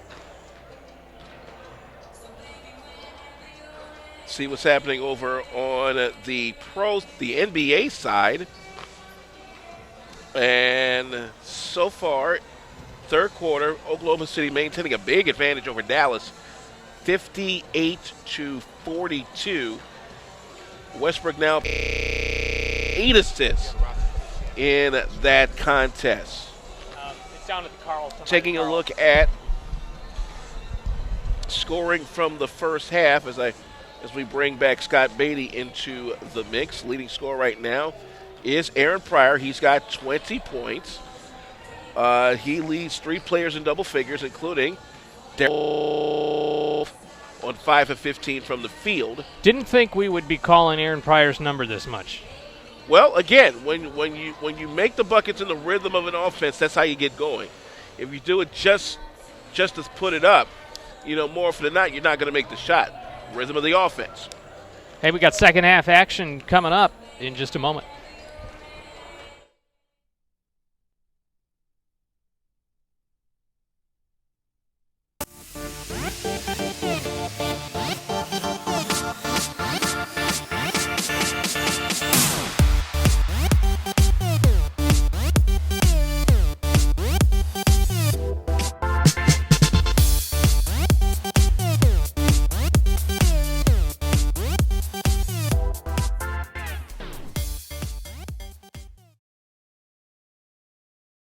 No more, it's none of my business. No more, he didn't mean it. No more, not my problem. No more, she was flirting with him. No more, she was asking for it. No more, boys will be boys. No more, I'll say something next time. No more bystanding. No more ignorance. No more excuses. No more.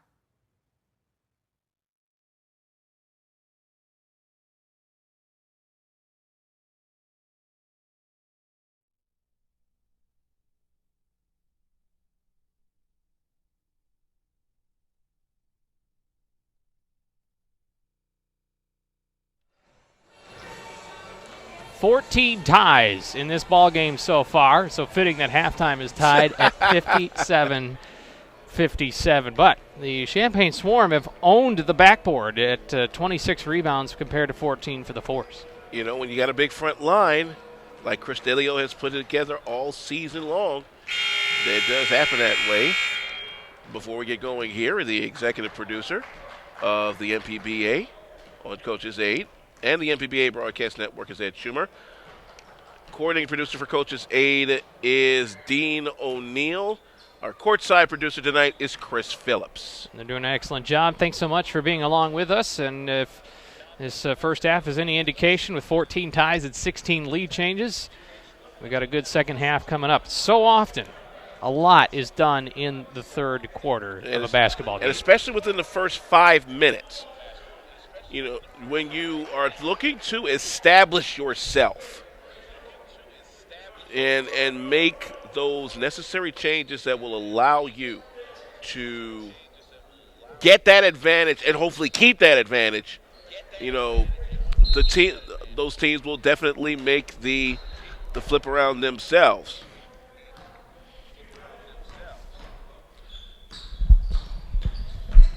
And we're back to play.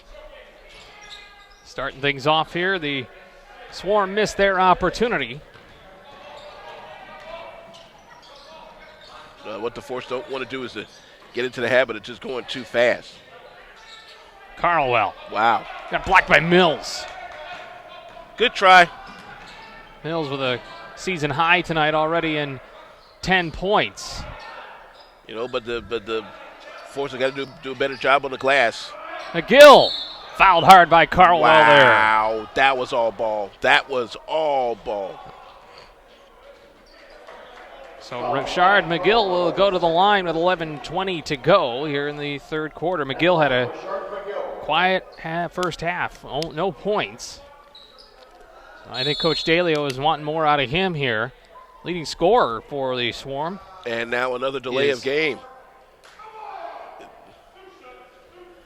A delay of game called on the Swarm? Yeah, 41. Broughton was out of position. He was supposed to be on the other side of that lane there. First bucket there for McGill. So I've seen that called a few times. You got to make sure that you're lined up when the basketball is given to the thrower. Next one will be a delay of game. Or more like a technical foul. Yeah, will be a technical foul for their second delay of game. 11:13 to go here in the third quarter. Smith.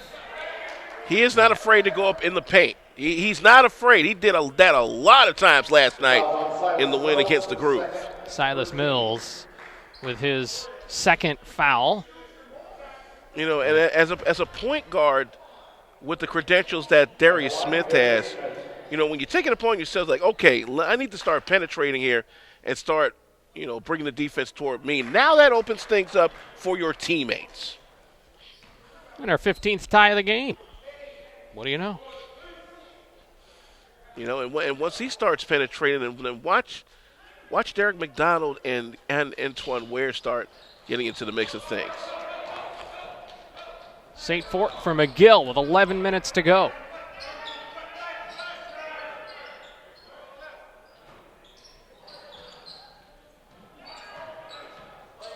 It's a nice motion offense that Dalio has put up here so far.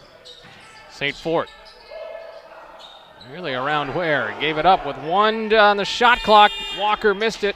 Broughton with the offensive rebound and the cleanup. Nobody boxed him out whatsoever. That should have been a forced rebound and going the other way, but nobody boxed out Broughton at all.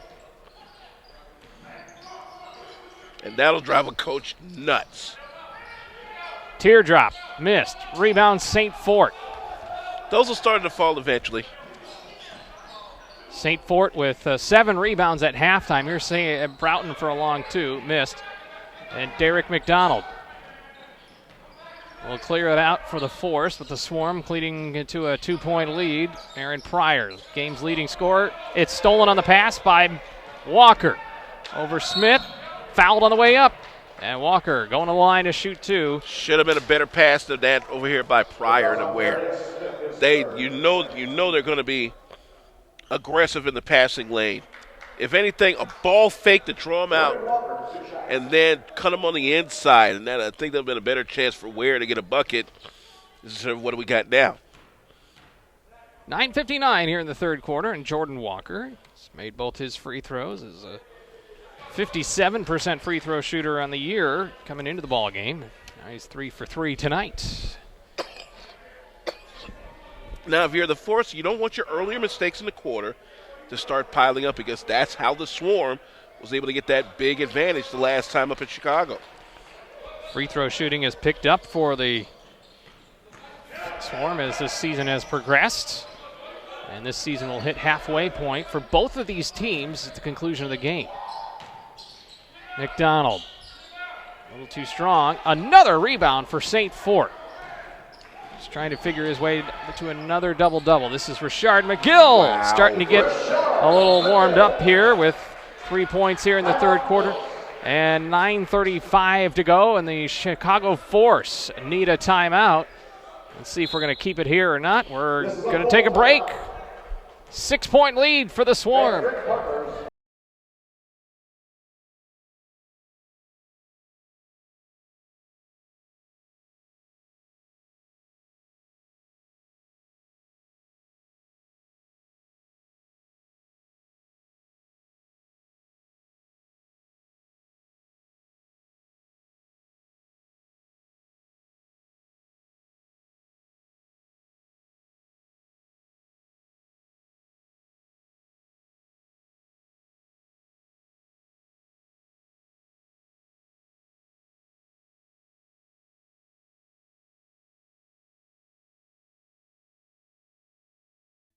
With your attention, please.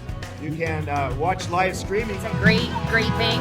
It was fun yesterday because we're up in Nevada City, and so I was able to watch the game. Excited to have this online, and so they can view it now and later, and people that can't be here. It's been a really cool thing. It's a great experience. Anybody who's not had the opportunity to be here at the game, this brings the game to you. On coachesaid.com. That's coachesaid.com.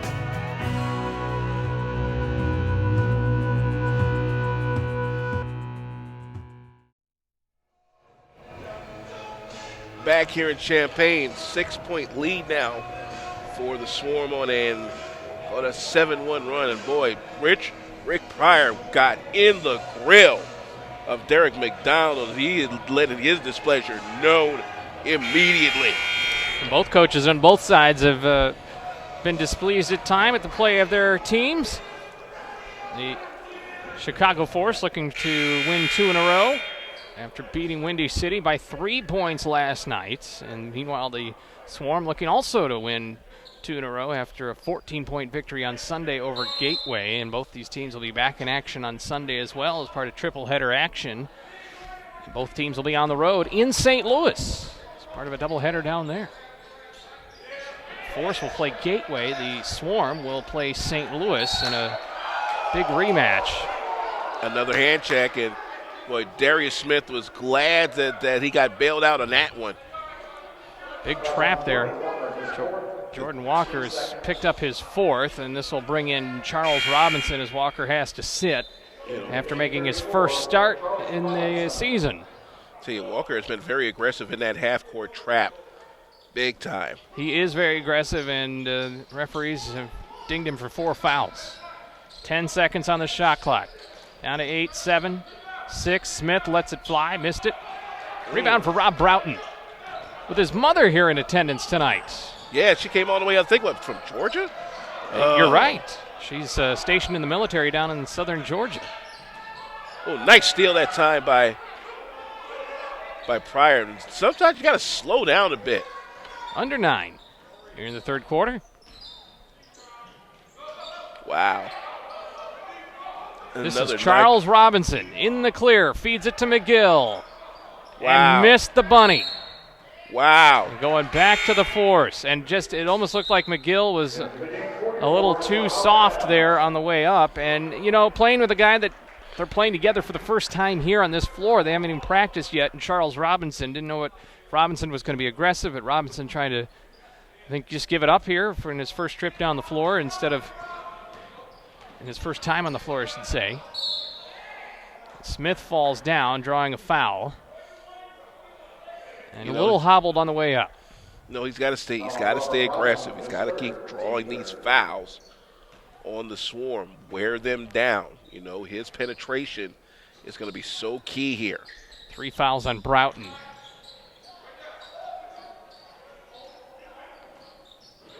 Move it around. Continue to move the ball around. Pryor for 2. Cooled off after 5 3-pointers in the first half. No, I don't mind that because it was in the flow of the offense. But again, the main thing is get it inside. They haven't been able to go inside as of late to either Ware or Carlwell. St. Fort working it. How in the world? 10 points for him. He'll have a double-double by the time this game's done. And a timeout. Nope, a foul. Offensive foul on Ware. He put his arms up to take a pick. They're going to call that every time. Every time. Just stand there. 3 on Ware. And the Swarm have the 8-point advantage. This is their biggest lead of the game. This is, again, don't let the early mistakes start piling up. Rob Broughton cutting. Missed it. And it's going the other way. 7:44 to go. No field goals yet for the Chicago Force. They just have 1 free throw made. Got to attack the basket. Quit settling for the outside shot. That's what's giving the Swarm this lead. Is they're attacking the basket. Ooh, that one almost went backcourt. Set up a screen. 10 to shoot. There you go. Couple of good screens, and then that's what I'm talking about. Set the man up a screen. That's how you attack the basket. And now we got a foul over here on Terrell Adams as Charles Robinson, or rather Rashard McGill and Darius Smith end up on the floor. But a great take there by Darius Smith. And as you said, wow, he just slalomed through there. But Antoine Ware had set us a screen up right by the bench, and then a great left elbow screen that time by Carlwell gave him a clear driving lane. But right now, he's got to stretch that foot out. Darius Smith injured, and that means the Force have to take a timeout. We will as well. 6-point advantage for the Swarm. Back in a moment.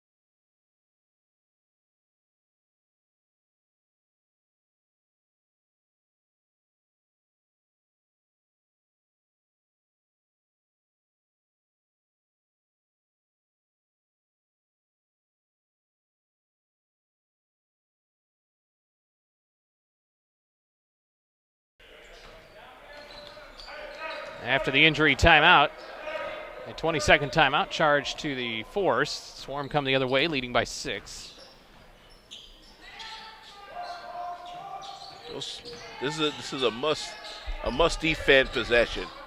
St. Fort just muscling it up there. He's got 2 buckets here in the third quarter, 68-60, 6:54 to go. Looks like they're going to be out for a minute with Darius Smith on the sideline. Looks like a sprained ankle. And Derek McDonald sitting as well for the Force. So 2 of their key offensive players. And 3 seconds called there on the Force. These are the mistakes that drive a coach crazy. And they're starting to pile up a little bit too much here. Because if this league goes double digits, now that starts playing into the psychological advantage of the Swarm. This is Charles Robinson looking for his first bucket as a Swarm. Nope. Weaver missed the putback. Mills. Nobody's there to pick it up for the Force. I know that's got to drive Coach Pryor mad. There's a little hunger missing there in that defensive sequence. 10 to shoot. McGill going to the cup. No, there's a clean rebound for Ronnie Carlwell. Ahead for Adams. Wow. Swatted by Weaver. And look at McGill come away with it. A block for Aaron Weaver. Now an opportunity on the other end. Trying to go around Carlwell. We'll give it up for Mark St. Fort. That was a great block. Can't deny that one. This is Mills. Stuffed by Ware. We got a jump ball. Good way to stay where he was. And 5:45 to go here in the third quarter. Swarm holding an 8-point lead. Timeout on the floor.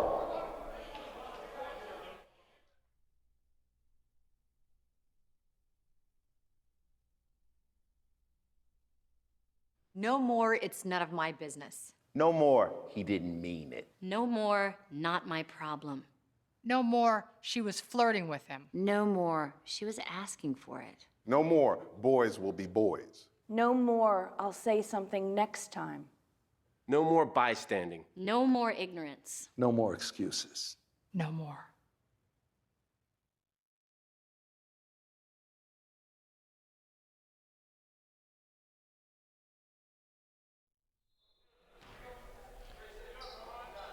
With Alvin Washington, I'm Scott Beatty, and our on-site producer is Chris Phillips, doing a marvelous job for us here on CoachesAid.com and the MPBA Broadcasting Network. Steal there for the Force, and Aaron Pryor with the layup. Aaron Pryor with a game-high 22 points right now, cuts the lead to 6.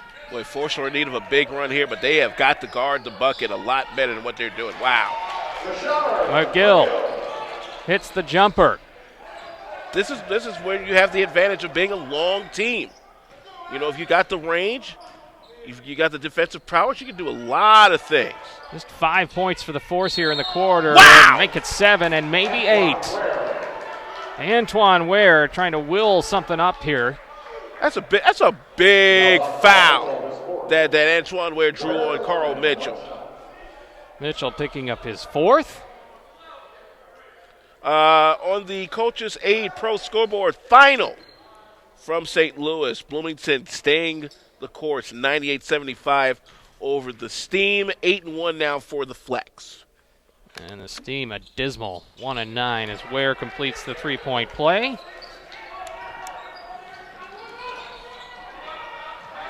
This is Weaver. Throwing it away. Good defense. Adams on the run. Around Mitchell, who had to lay off with 4 fouls, and he got lucky. You should have went straight up with that one on the baseline. This is Weaver around Carlwell. Yep. His first bucket here in the third quarter. 4:43 to go. 72-65. I like Aaron Weaver. He is very aggressive.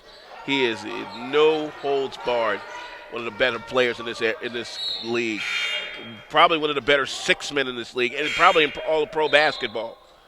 You know, I would not mind having him on my club whatsoever if I'm building a bench. And Coach Dalio told him to get in game. I thought that Aaron Weaver may start, and he said, nope, I need to keep him in my back pocket.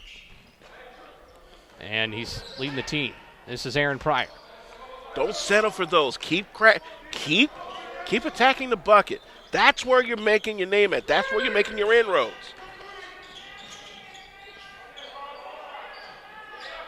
Mitchell missed it left. You know, Carlwell needs to get down the floor, and you're not doing anybody any favors complaining.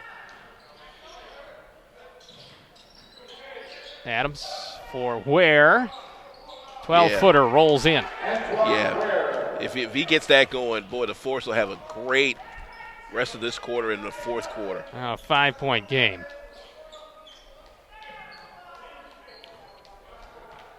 But you're right about Weaver. Weaver is that X-factor guy that you don't mind having on your club. Wow, there we go again. Another and one. That's at least the third, if not the fourth time he's done that. You know, but that's Aaron Weaver for you.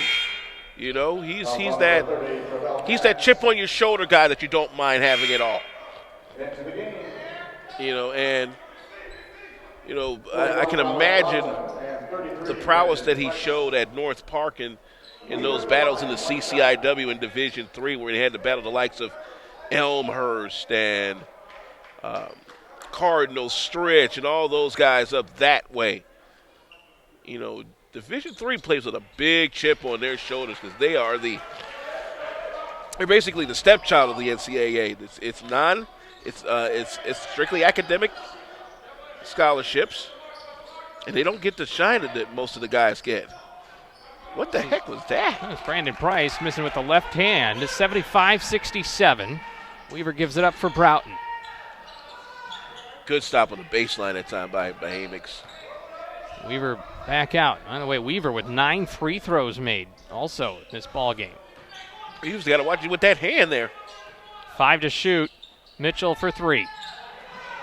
Offensive rebound, Broughton, and a tie-up there with Brandon Price, Travell Amix out of Purdue University Calumet up in the northwest corner of Indiana.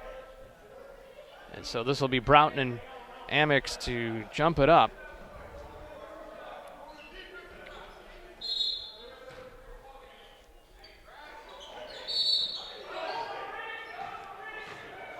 Wow.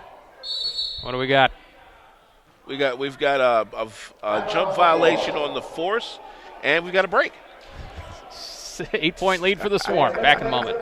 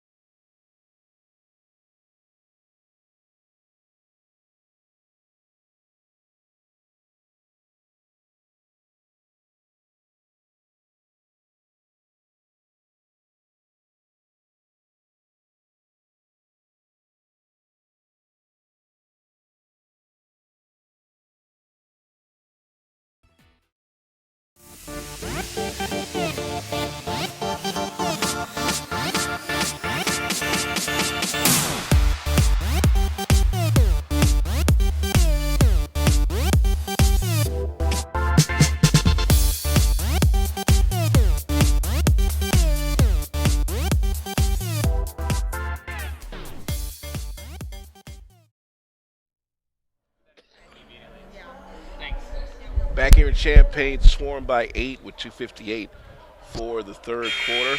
Program reminder, another big triple header coming up this Sunday. These same Chicago Force take on the Gateway Steam at 1. 2 o'clock, it's the Groove and the Bloomington Flex from U.S. Cellular Coliseum in Bloomington. And then the 4 o'clock game will be the River Sharks taking on the Champaign Swarm. Triple header Sunday MPBA basketball coming your way this Sunday. And the Swarm beat St. Louis in their season opener by 13 points as the River Sharks came in at 3-0. Give and go falls apart. After the jump violation, the Force had an opportunity, and Tramell Adams, a little out of control there, gives it up for Ware. Left it short, cleaned up by Brandon Price. Yeah, His first bucket. That's a big tip-in bucket for the kid. And that makes it a 6-point game. You know, I think the Force are starting to hold serve a little bit and understand, wait a minute, we're making way too many mistakes now. Mitchell for the alley-oop to Weaver. Wow. That's when you know you're good. Highlight material there for Aaron Weaver, who now has 23 points. His season high is 24. Tramell Adams, flat on the rim. Weaver now for St. Fort. Back to Weaver, and fouled this time on the way up. Yep, he did it. You did it, son. Don't cry. Just take your foul like a man. Come on. But it's a good foul in the fact that he did not allow another alley-oop.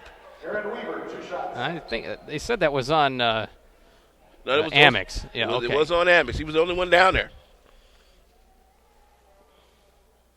Weaver's just been solid from the free throw line. My goodness, 9 for 10.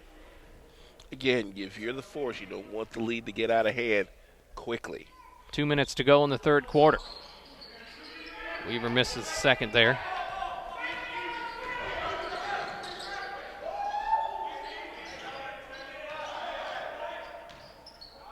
Ware to the deck. And blocked on the way by Mitchell. I like that aggressive move by Antoine Ware. They weren't expecting it. You know, not that they're unexpected, but now if you've got confidence in your game, take it. Well, they call Liven Pyfrom on that. What's the worst that can happen? And really, Liven Pyfrom didn't like the call, but if somebody's going to get the foul there, you want him to get it instead of Carl Mitchell, who's sitting on 4. $1:47 to go here in the third quarter, and Ware hits it. Again, the Force have made their mistakes this quarter, and they've piled up a bit, but it hasn't gotten to the point like it got back in January where it kept piling up, and they kept feeding into it. They're holding their course. They're understanding their strengths, and they say, wait a minute, we can do better than this. Well, and everybody is getting better, and that's something Coach Dalio talked about at the end of the game against the Gateway Steam. And Gateway Steam now 1-9, but they played the Swarm pretty tough for about 30 minutes in that ball game. I thought for sure the Steam were going to get that game, the way they were up by double digits late in the contest. Well, and the Swarm have had this tendency to fall behind. In their last 3 games, they've had deficits of 16, 21, and 18. They've come back to win 2 of them. They almost won the third one. They were within within 2 points under a minute to go as a foul is called here on Travell Amex, his 4th. And now this will send Rob Broughton to the line. He's a solid free throw shooter at 79% on the season. Squares up for that one. And 9 points for Rob Broughton. And it's a 9-point lead. Here comes Derek McDonald. Been sitting a lot tonight. I wonder if McDonald's a little tired or hobbled from last night. I wouldn't say tired. It just hasn't been had his best effort tonight. He was outstanding in the first quarter with 10 points and knocking down some fadeaways, which I just don't think there's anybody better in the league at creating space like he can. Yeah, but sometimes you can try to create too much. Aaron Pryor. Yeah. Left it up there on the rim, and it's corralled in by Rob Broughton. Mitchell for McGill. St. Fort into the post with 3 around him. Give that block to McDonald. I'd give that block to McDonald right now. Here's Pryor. Wow. Too strong off the glass. Nah, looked like that got blocked. 50 seconds. McGill over Ware. He's going to the line. Offensive foul. Again. Perfect positioning by Antoine Ware. Stood just atop the restraining circle. Took the charge. And yeah, he's a little frustrated because the team's not going. But when you make plays like that, those could be momentum swingers. McGill will sit down here with 48.5 seconds to go in the third quarter. The Swarm have their biggest lead of 10 points. Need a bucket here if you're the Force. Yeah, something feels different about a double-digit lead. Ware, blocked by Pyfrom, the 7-footer. Ware will keep it, trying to spin around the 36-year-old man from the Bahamas. Is that old? Indeed. Good gracious, he's been around. 8 on the shot clock. Adams popping up for 3. Missed it badly. Out of bounds. Going to the Swarm with 25.3 to go. Weaver going to check back in for Jordan Walker for the Swarm. And the Force will keep their 5 on the floor. McDonald, Adams, Price, Ware, and Pryor. 21 on the shot clock. It's just a little ahead of the game clock, so the Swarm will have to create a shot here. Now 10. Now 5. Mitchell over McDonald. Oh, my goodness! Are you kidding me? Are you absolutely kidding me? 2.2 to go. Adams giving it up at the horn. Ooh. Almost got it to go. 12-point lead for the Swarm, and they've pulled ahead at the end of 3.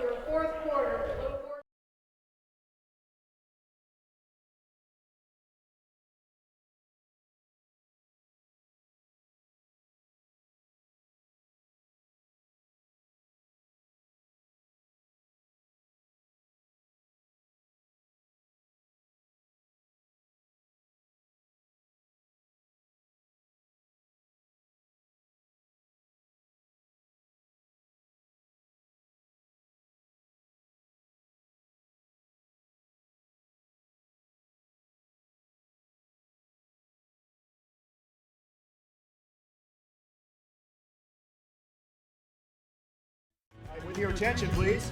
You can watch live streaming. It's a great thing.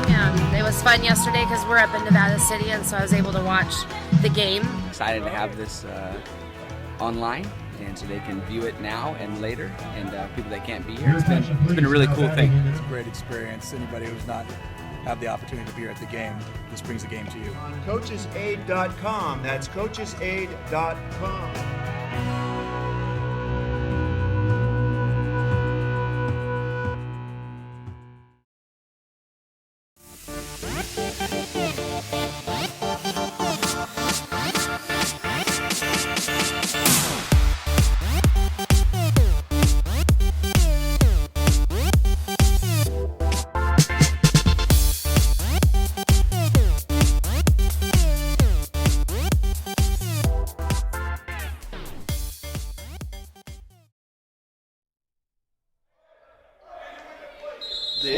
This copyrighted broadcast of the Midwest Professional Basketball Association may not be reproduced for any reason without expressed written consent. 82-70. Swarm lead the Force, their biggest advantage of the game, and we go to the final chapter of this one. Take a quick check of the pro scoreboard in a minute. Ooh, boy. McDonald lost it out of bounds. It's going back to the Swarm. That half-court trap is one of the best things going in the league for the Swarm. They've now forced. I'm looking for it now that they didn't put the turnovers up. I'm willing to bet you that's about the 8 turnovers now. McDonald at the other end, off a turnover, and he has his first points of the second half, 14 for him. Boy, that streak's in danger of being stopped tonight.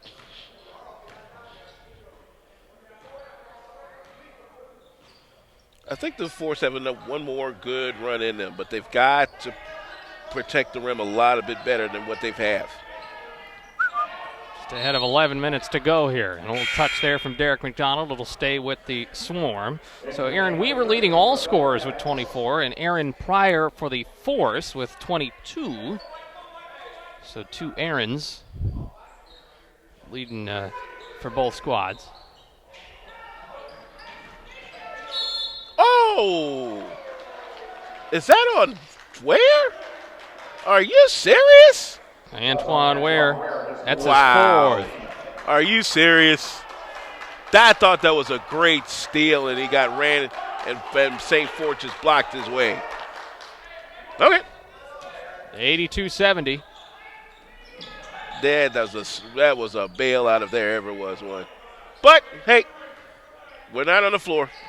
Keeping it moving. Woohoo! Broughton working in on Amex. Wow. Fouled. So Rob Broughton going to the line to shoot a pair is Amex. That is the 5th on Travell Amex, who's in off the bench today with 2 points. Excuse me, no points, but 5 fouls. Not quite the stat line you want. Yeah, well, somebody had a stat line of fouling out. I think it was yesterday.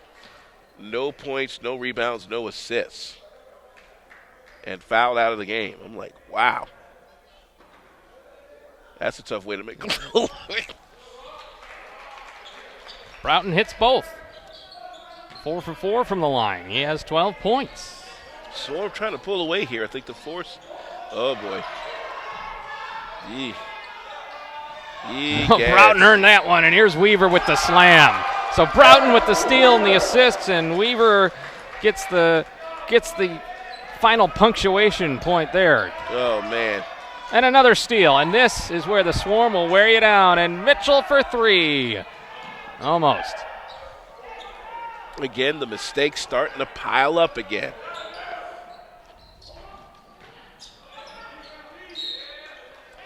Wow. Out of bounds, back to the Swarm again. My goodness.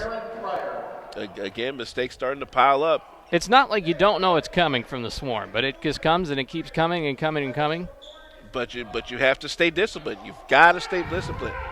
whatever was able to get you past the press the first time should be able to get you past the press in the fourth quarter. Weaver, too strong off the glass. 2-on-1. McDonald hanging in the air, blocked push from behind, and he'll go to the line for the and one, and I think they're going to get Carl Mitchell there, or are they going to go back to Broughton? Broughton's his fourth. I actually think Broughton may have pulled up, but definitely Mitchell hit him from behind, but there was a foul in there for sure. McDonald at the line, 1 shot. Boy, this is the toughest double-digit performance of the year for McDonald. Averages over 24 points a game, and he's got now 17 here with under 10 to go in the fourth quarter. Quick check of the Coaches Aid Pro scoreboard. Oklahoma City leading Dallas by 10, 89-79. How about 21 for Serge Ibaka, 26 with 9 assists for Russell Westbrook, and let me restat that line for Serge Ibaka. 21 points, 20 rebounds. Antoine Ware with 5 fouls as he fouled McGill there. So Richard at the line with 5 points. You know, this score really hasn't gotten out of hand, to the Force's credit, but they've got to put something together here down the stretch. And there's a lot of basketball to be played.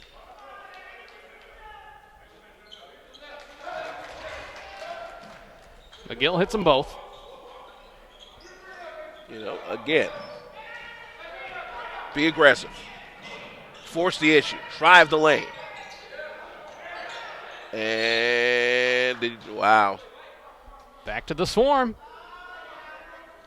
So the Force were aggressive there, but came up empty. You know, I'll still go with it. I'll still force the issue. Force the Swarm to play defense. Get it. You know, so some of those loose balls, you got to, if you want it bad enough, you're going to get those loose balls. McGill, a little off balance, and he missed it. And here come the Force. This is Adams picking on the other end. Got it. Great pass by McDonald. Great pass. Quarterback type pass with 9:12 to go. Whistle blows. They called a delay of game on the Force. So both teams with a delay. You cannot touch the ball after it's gone through the hoop. Force can't let up now, though. And Antoine Ware's got to watch himself. He's got 5 fouls. Coach keeping him on the floor. And Walker, oh my, how can you, wow. Just, it's as easy as they come right there, and he just flat out missed it, rolled in and around. So Richard McGill now picking up a foul. That is his 5th, and we've got a timeout. 11-point lead for the Swarm. Under 9 to go here in the game. No more, it's none of my business. No more, he didn't mean it. No more, not my problem. No more, she was flirting with him. No more, she was asking for it. No more, boys will be boys. No more, I'll say something next time. No more bystanding. No more ignorance. No more excuses. No more.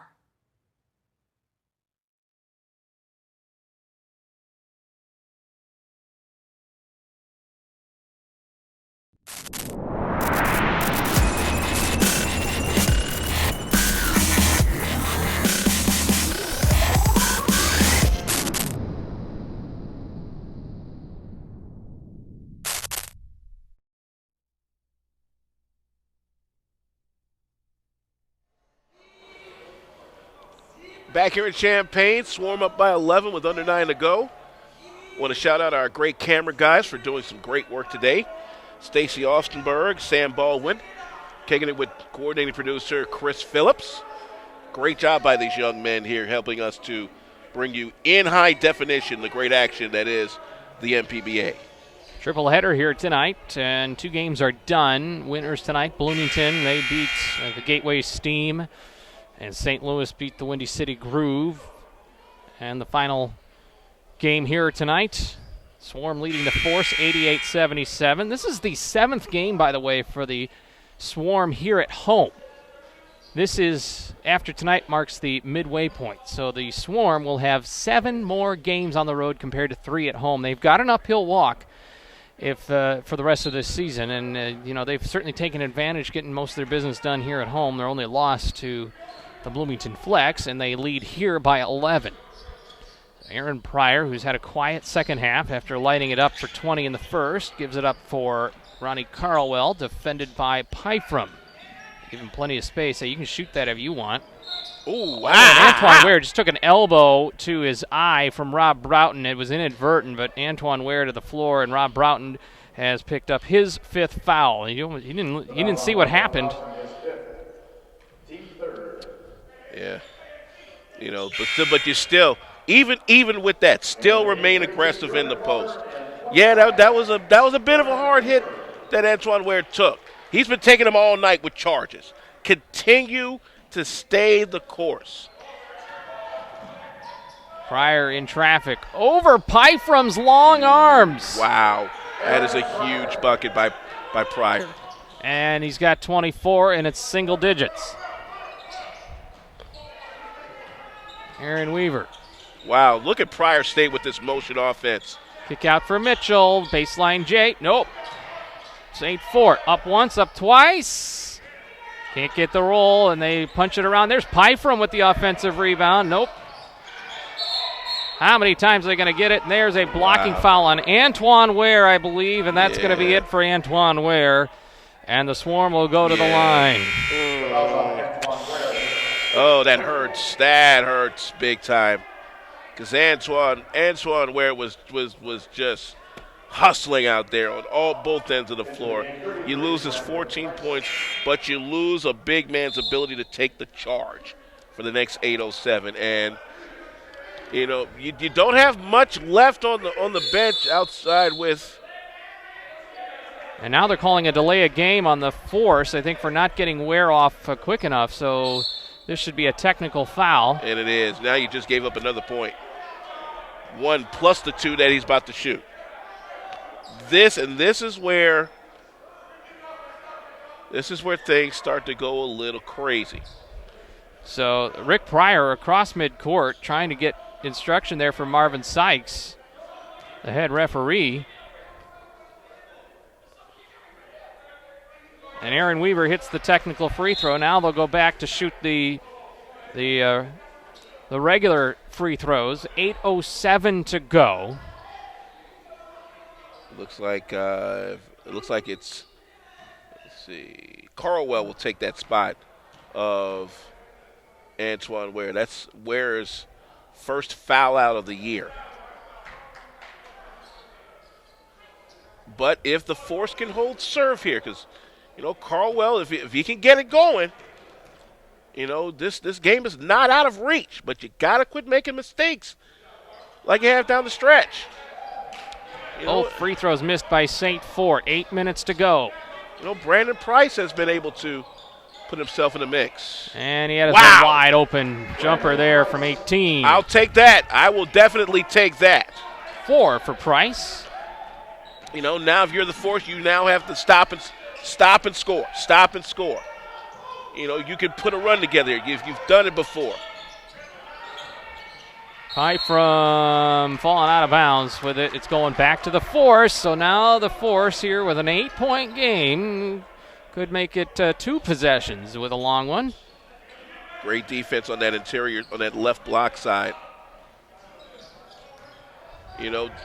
Granted, Derek McDonald is not at his greatest night, but the role players have done what they're supposed to do.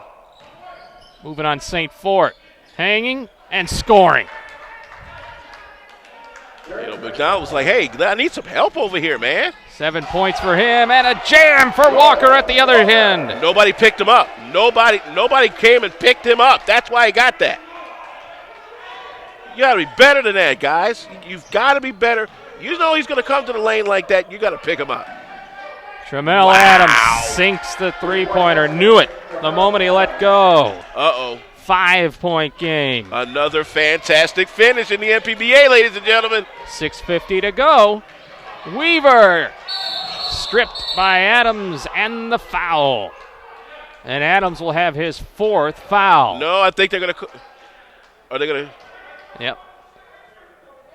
They're going to call a flagrant 1 on. All right, and for folks that are new to that, Alvin, explain it. What it was an excessive force foul. Granted, he did. Tramel Adams did commit the foul, but he did it with such force that it put the guy driving in a rather injurious position. In this case, Aaron Weaver. So he'll get 2 shots, plus give the Swarm the ball back. It's sort of like the intentional foul that we've seen for a lot of times. 28 for Weaver as he makes the back end of that. 92-86. This is not the time. This is not the time to lose your cool. You're within 6. You have held serve. You've not let this league get out of hand. You have got to continue to be aggressive on both ends within the spirit of the rules, but be aggressive. You need to stop here if you're Chicago. Weaver into the lane and fouled again. That's on Pryor this time. So Weaver creating opportunities at the line. And I like what Ryan Carlwell is doing to try and keep this team's head into the game. Aaron Weaver has missed 3 free throws. He has made 12. Give the Champaign Swarm credit. Every time I've seen them on the floor, they've made a few adjustments, but they have never strayed away from their game plan. Credit Coach Chris Delio with letting them make sure, look, do not stray away from the plan. We're going to make our adjustments because they know they're going to make runs. But we're going to stay to what's true to us, and that is a swarming backcourt press and a good front court half trap. 6:35 to go. Force hanging around. They've pulled as close as 6. Now 5. Wow. I like the flow of the offense on that one. Adams has got the hot hand right now. Wow. And Jordan Walker has got the speed at the other end. All right, 2 for 1. You got a lot of time to do it 2 for 1. 96-89. Aaron Pryor with a head of steam. And bangs into a couple of Swarm players, and he will go to the line. This time it's on Jordan Walker.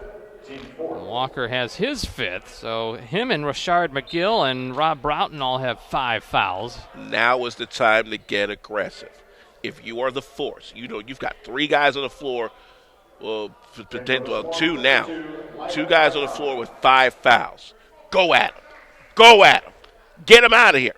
Same way they went at Antoine Ware, you can go right at McGill. You can go right at Broughton. Draw the foul. Get the and one. You have the very same right to be aggressive on the floor as the Swarm have all game long. And this is an aggression by Adams. There it is. Put his head down, and he pulled up and got the foul there on Weaver. So 2 shots coming up. But every time the clock is stopped, that's an opportunity to chop the lead down. 5:59 here to go in the ball game. So Tramel Adams hits the first. This is where Tramel Adams last night really made his name of being able to drive the lane, be aggressive. 25 of his 36 were in the second half. I get the feeling that Darius Smith is out of this game, and he could really be. Wow, what the heck was that? 10 points for Adams, by the way, here in the 4th quarter. And Pyfrom fouled by Carlwell. I can live with that. Make him earn it at the line. And it stops the clock, too. 5:47 to go. No, I think. Did we take one already? Yeah, we took one with the full timeout earlier this quarter. So no media timeout till under 3. And Pyfrom. And again, that foul by Carwell, I can live with. Because Python isn't exactly a great free throw shooter. I can live with a foul like that from Carwell.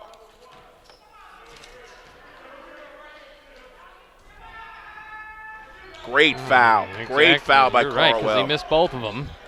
5-point game. Now, if you're the Force, you got to play within the offense. Play within the set. Don't move out of it. Just play within the set. And they want McDonald to create, and he does. There's another 20-point performance. 21 to be precise. 96-93. Oh, boy. Getting down to the nitty-gritty now. 5:20. Buckle up. Let's see how the Swarm responds. I wouldn't figure anything different. Oh, wow. St. Fort gets a foul after a... It's on Price because of the hold on the side.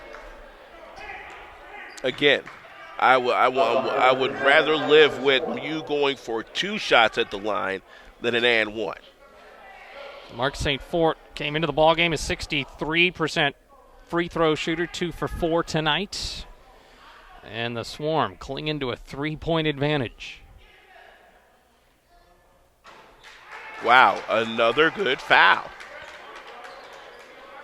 The Swarm were really shooting well at the free throw line for most of this ball game, but here late in the game they've gone a little cold and they've missed 3 straight. Now, St. Fort hits one of them, 97-93, and the Chicago Force looking for a timeout to slow things down and reset. Don't go anywhere.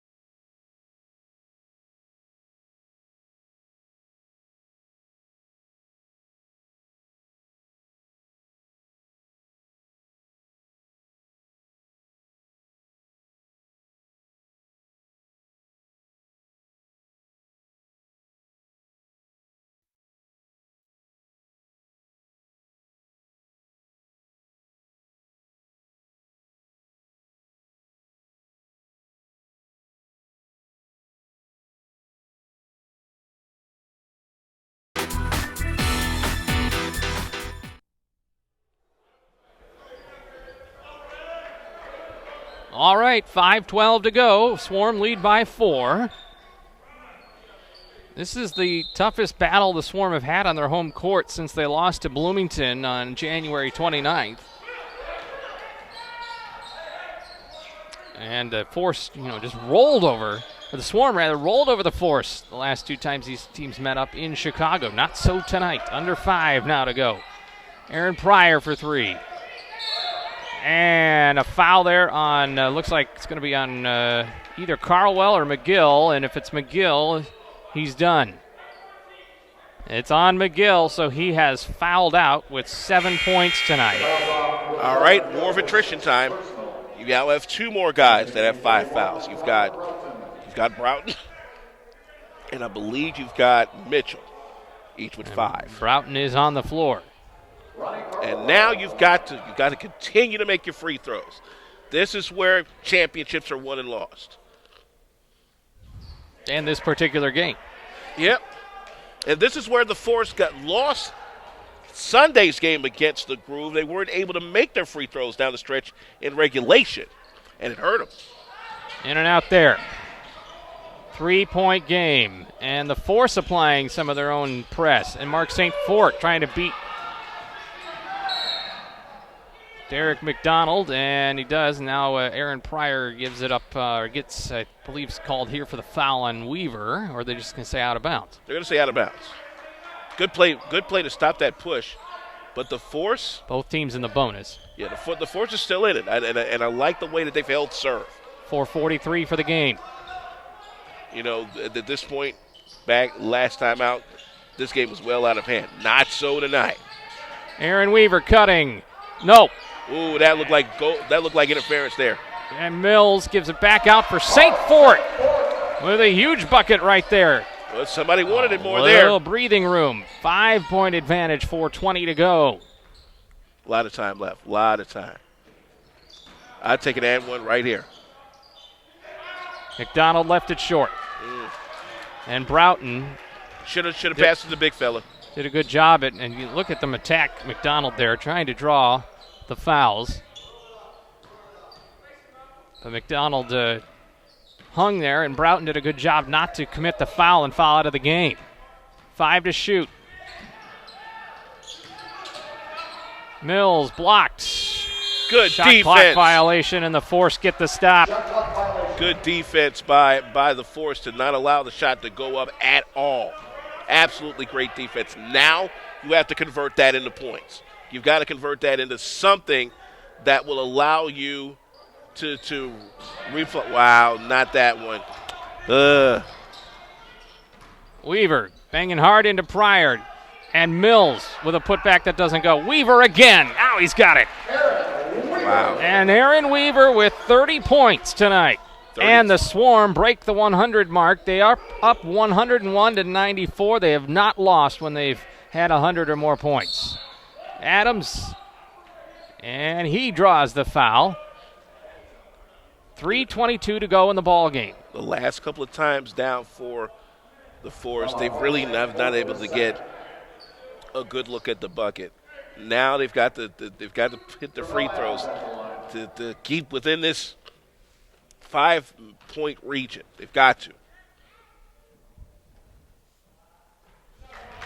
Adams hits his first. I'm liking Tramel Adams' late game leadership here. Just knock him down. 11 points for Adams. Now 12 in this quarter. Now they need to stop. They need another big stop. They threw it away. Wow, look at Forrest Elysiak. One of the referees overturning the other two officials, and Marvin Sykes said, hey, let's come back here and talk about it. But Elysiak was confident in his call, even though the other two were saying it's staying with the Swarm. I think Elysiak may have had a better angle of the ball going through McDonald's hands, and that's probably why he made the correction. Staying with the Swarm. Hey, and let's get the call right. Exactly. Everybody's doesn't mind a little delay if you're gonna get the call right. 3:11 to go in the ball game. Swarm up by 5. In for Broughton. St. Fort posting up on Price. Broughton moves in. Weaver popping up for a jumper. 3 Swarm around it. Nobody got the ball, and we're tied up on the floor. Oh, this is going to be a good tie-up. Fumble. Who recovered? It'll be. I think St. Fort and Carlwell. We won't have a mandatory here. Carlwell's the bigger man, but St. Fort can really jump. 2:57 to go here in the ball game, and a 5-point lead. They're calling for timeout, but we've already taken them because there were 2 charged earlier in the quarter, and I think, and Marvin Sykes I think is going over to let them know that. While we're here in just a moment, take a look at the pro scoreboard here. It is a final in OKC. Thunder 104, Dallas 89, 34, and 10 assists for Russell Westbrook. 21 with 22 rebounds for Serge Ibaka. Anthony Morrow, 16 off the bench. Kevin Durant, 12 points, 6 boards, and 5 assists himself. How about an off night for Dirk Nowitzki? Just 14 points.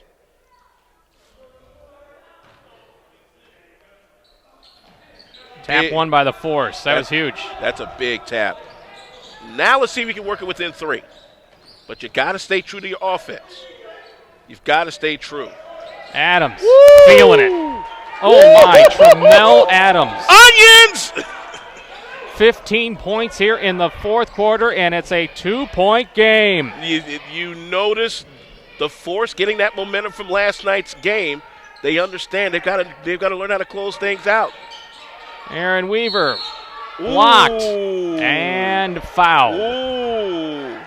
They're going to call that one on Carwell. Carlwell picking up his 4th. Wow. And the entire Force bench did not like that call. I don't blame him. I thought at least 3 players had a hand on that ball. Aaron Weaver with 30 points tonight. Season high for him.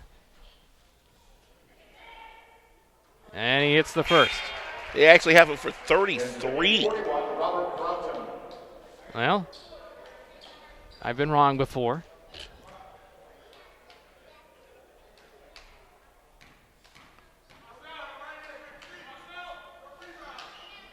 And how good has he been at the free throw line? All right. Scoreboard shows 34. I got him at 32, but it's a lot. Oh, yeah, he's up there. He has been very key to this Swarm push. Let's see that. McDonald misses. I would have taken that a lot better. Oh, wow. Here comes Silas Mills. Yeah. Yeah. And quickly a 6-point game with 2 minutes to go. And Tramel Adams creating again. Wow. And 1. This is what I like about Tramel Adams. This kid has taken it upon himself the last 2 games to say, hey, look, I got to help my team out. I got to help them out. And a drive like that, under 2, I'll take that.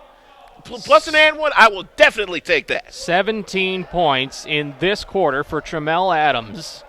Makes it 105-101, and he's hit 3 3-pointers. The kid out of Robert Morris, Chicago, an Eagles program in NAIA Division I that has made the national tournament numerous times over the past decade.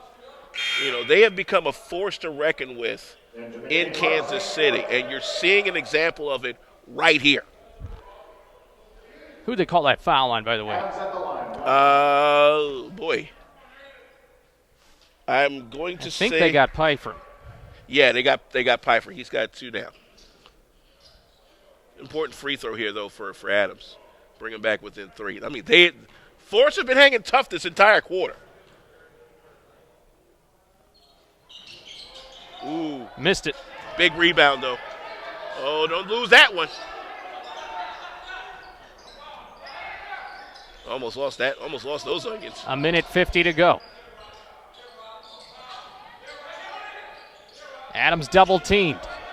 Broughton has 5 fouls. So does Walker. But he steals it. Price on him. And 1. Should have passed. He should have been past that ball to McDonald. He should have been past that ball to McDonald. Walker may have put a nail in the coffin here. Not quite. But I blame Price for that play. Not the final nail, my friend. Not just the one. Final. Just one. But I blame Price for that when he should have been past that ball to McDonald and let McDonald work that instead of just trying to fumble around with the ball. He's been known to do that at some inopportune times. Walker missed the N1 opportunity. 107-101 with 1:30 to go. Pryor blocked by Mills. That's a big defensive play. That's a big defensive play there. And the Swarm going to slow it up here now, trying to bleed clock. 12 to shoot. Aaron Weaver with the high game right now. I like this matchup with Pryor and Weaver. Ooh. A slip pass feed to Mills and the jam. Oh, my. That I would say would be the nail in the coffin. Oh, my goodness. And Chris D'Aleo, I think, smiling for the first time tonight for the Swarm. Head coach, 109-101. Adams for 3. Oh, my. Flaming Hots. Do not give up yet with Tramel Adams. They've got 20 points in the quarter. They've got to get a shot clock violation here or some kind of defensive stop. They have to. If they get a bucket here, if the Swarm, wow. And a foul coming up on Pryor with 40.8. Wow. I thought he slipped. They say Pryor blocked him. I'll live with that. That's only 4 fouls, 40.8. But the last couple of times down before that big shot, Force did poor handling with the basketball. But give them credit. They have hung tough this entire game despite their third quarter mistakes. The Chicago Force, a very different team than what the Swarm saw the last time. Okay. Folks, keep your laptops right where they are. We are not done. This is going to be another fantastic finish again.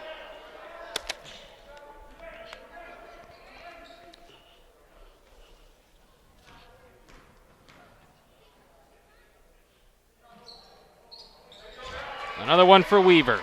40.8 to go. 110-104. Still time to get a couple of good threes. Donald working on Walker. Turnaround. Wow. Nobody can do it like he does. But now you got to play defense. Now you really got to play defense. 29.9. And a foul called there on Pryor. And 5 for Pryor. And this will put Walker at the line. Now you got to play percentages here. What free throw shooter do you want at the line to keep this where it is right now and at least have a chance to possibly steal one here in Champaign? Had an opportunity to earlier, but the way this is going now you've got Carl Mitchell coming back into the mix. Defense for offense here. Mark St. Fort sits down. Mitchell has 4 fouls.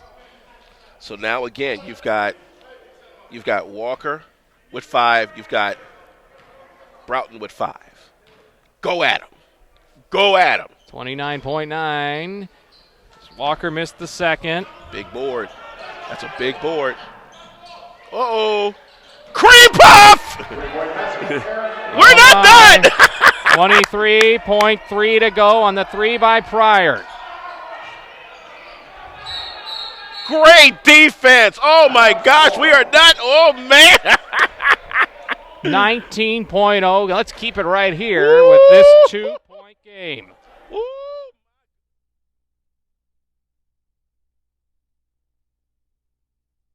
With your attention, please.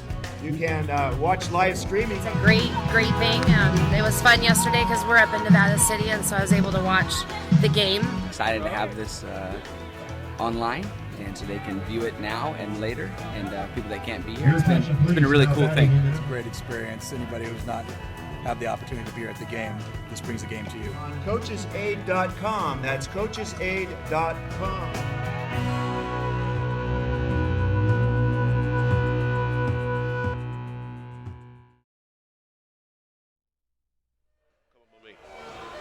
.24 seconds to go. And this is the closest game the Swarm have been involved with, other than the game in Bloomington where they lost. And the Forcer, this is just usual for them, all these tight ones that they've been playing in, especially last night, their 101-98 win last night. So, I said 24 seconds. I beg your pardon, 19 seconds to go. Here's an injury report. It looks like Darius Smith maybe out a little bit longer than what we thought with what appears to be a sprained ankle, because he's been coming up gingerly on that. What is also important to note is that Antoine Ware has fouled out of this game earlier in this quarter. And Tremel Adams has been the hot hand here in this quarter with 9, 11, 19 points. I have him here for the quarter. Now the Swarm are going to call timeout.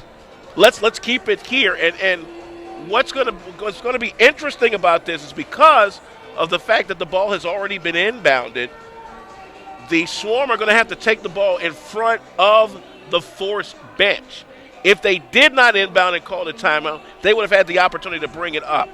And if we can get a look at the scorers table, the officials are trying to discuss the timeout situation, because I could have sworn that the Swarm called the first timeout, and we just heard the PA announcer say the Swarm called the second timeout. Now there's one left for each side with 19 seconds left. I think what it is you probably didn't want to call back-to-back timeouts in this situation, because I believe there's a provision in the NBA rulebook, which the MPBA is following, that you cannot call back-to-backs unless you have a live ball situation after the first timeout you just called. So the Swarm will inbound in the front court, Alvin, and 19 seconds to go. Interesting. All right. And do the Swarm just try to hold, or do they try to create a shot? Well, the shot clock is off. They can literally run this out. I understand that, but the point is they just try and go for it anyway and create some space in this ball game. Why not? I mean, you still have Walker out there. You still have Weaver out there. And Weaver's had the hot hand all night long with 35 points. You still have a couple of long arms. Mills is always a good option. Here we go. Walker fouled by McDonald right away. And he was cutting towards the basket. He would have had an open look. I can live with that. I can definitely live with that. Now, you make them earn it at the line. There's enough time for the Force to work this strategy, but they've got to make the buckets on the other end. They've got to. If he goes 1 for 2 here, now you've got a potential and one situation. The worst that can happen is that if the Force are forced into what could be a 3-and-1.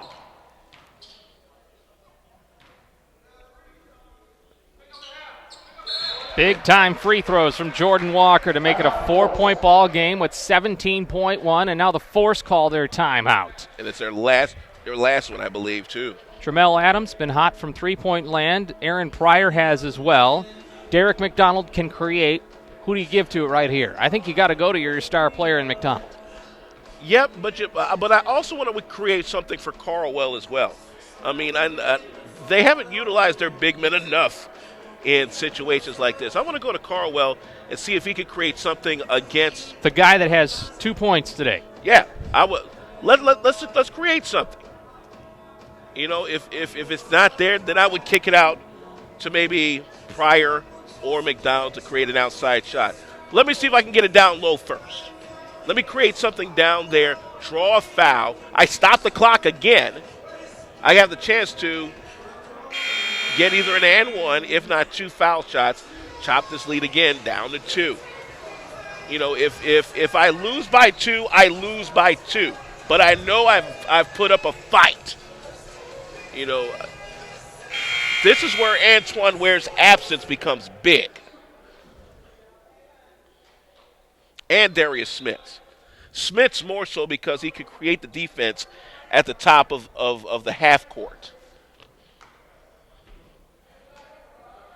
Now, if Adams can get open for a 3 and create an and one, that would be big.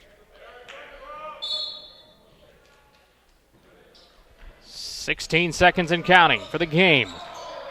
The Force needs something pretty quick here. Good screen. 8 seconds. Adams runs into Broughton and he stepped on the line. He stepped on the line. Stepped on the line. 7.2. This might do it. Yeah. Oh man. Right idea, but you gotta watch where the floor is. Wow. And Weaver fouled by Adams. Yeah. A turnover there. I think that might do it. But again, the Force this time around did not fold. They could have easily folded in the third quarter. Held serve. The lead didn't get no bigger than 12. And they chopped it all the way down to 3. Twice. Even down to 2. Yep. You know, but something about this Swarm team that has them very battle tested, and you know, who knows? These two teams could see each other first round of the MPBA playoffs, depending on where the Swarm finish up. 5.9 to go, 114-109. Aaron Weaver now with 36 points in this ballgame to lead all scorers and make it 37. And he's done much of the money making at the free throw line. Adams with the 3 blocked by Mills. 2 seconds, 1 second. Pryor's 3 is good at the horn, but it's not enough, and the Force survive and win 115-112. And what a fantastic ball game, Alvin. Man, the Swarm are who we thought they are, even with the shortened bench. The Force showed us something tonight. That given the tools, given the confidence, they can hang with anybody in this league. Yes, this is a tough loss, but I can deal with a loss like this because I went down swinging. A very entertaining ball game, perhaps the best one that has happened here on this floor so far this year. And we're going to talk to Aaron Weaver here in just a moment as he makes his way up here with a game high of 36 points. Tell you what, let's go ahead and take a break so we can get all set up. 115-112, Swarm beat the Force in another fantastic MPBA contest.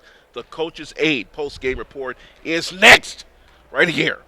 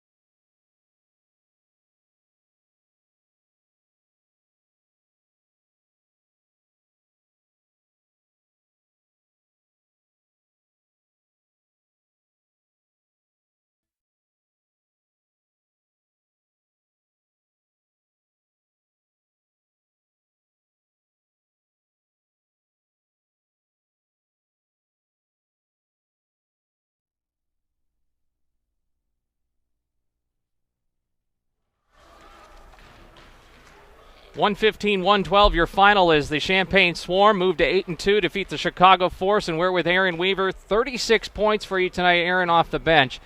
Talked to Coach Daly before the game, and I said, you're starting Weaver, right? Because you guys were shorthanded, and he said, no, I have to keep him on the bench. I got to keep him in my back pocket. Do you like that? Do you like coming in off the bench and dropping 36, or would you rather start?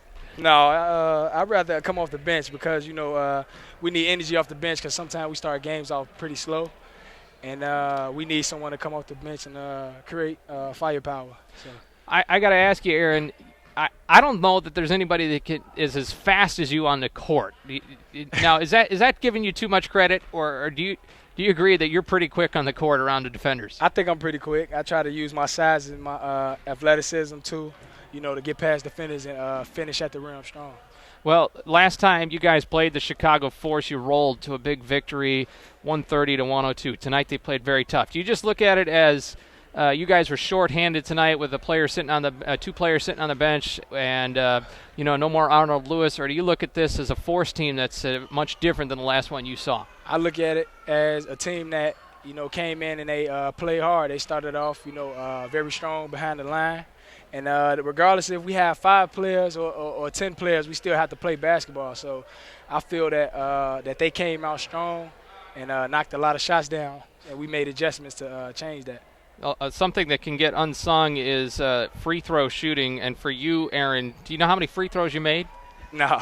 You made 19 free throws. So 19 of your points here tonight came from the free throw line. How much do you work on that? And it seems like it's getting better for you and in the league as the season goes on. All the time. I had my shoulder was a little hurt earlier on, so I've been rehabbing that, and I just been shooting free throws too. So I just kept at it, and it showed today. There were several situations where you created and won opportunities. Do you drive with knowing you want to get that contact and get the and one, or is it just come and you take that as it comes? Is there something you're trying to do to create that? I try to watch the floor and see how the big guys going to play me, because once I get past that guy, most likely they're going to help. And then I kind of read, if they're going to help or if they're going to play off. And if they, hesitate, then I go up. But if they come, then I dish it off to my teammates. All right. Well, Aaron, a big game coming up on Sunday in St. Louis. You have to face the River Sharks for the first time since you opened up the season. And we congratulate you on a big game tonight and surviving the Force's attempt here at a comeback. Good job. Thank you. All right, that's Aaron Weaver, 36 points. I had him at. Score sheet has him at 37 there, Alvin. So we'll go with 36 and a half for now as the Swarm beat the Force in close fashion, 115-112. And as we drop headphones everywhere, we'll bring it right back to putting a button on this one. With your attention, please. You can watch live streaming. It's a great thing.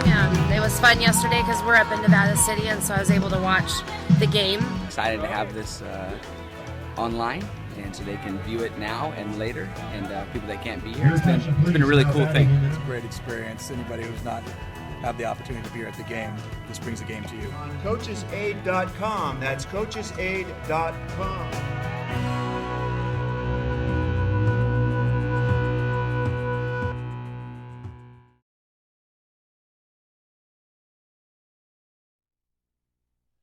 The streak is. Swarm winners again. Well, before we bid you good night, some final thoughts from you, Alvin. Very impressed with Aaron Weaver. I've said time and time again, he's the best sixth man in the MPBA. 19 of 23 from the foul line definitely gets over pro basketball. And with that, the Swarm are now 8-2. The Chicago Force falling to 3-7. We're at the halfway point for these two teams in the season. How do you assess them, Alvin? A much improved Force club.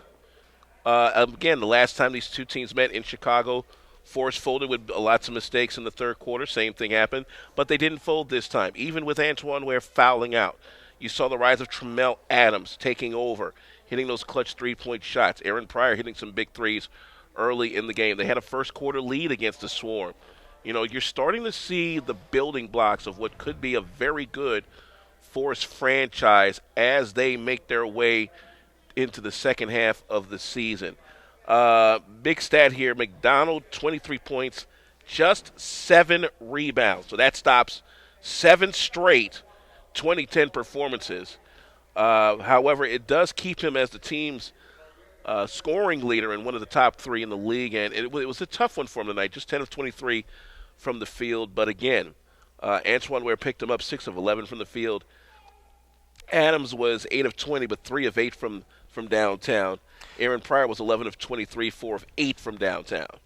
And on the boards, the Swarm dominant. Despite some of the big men for the Force, the Swarm 53 rebounds against 32 total rebounds for the Force. And offensively, they doubled them up 16-8.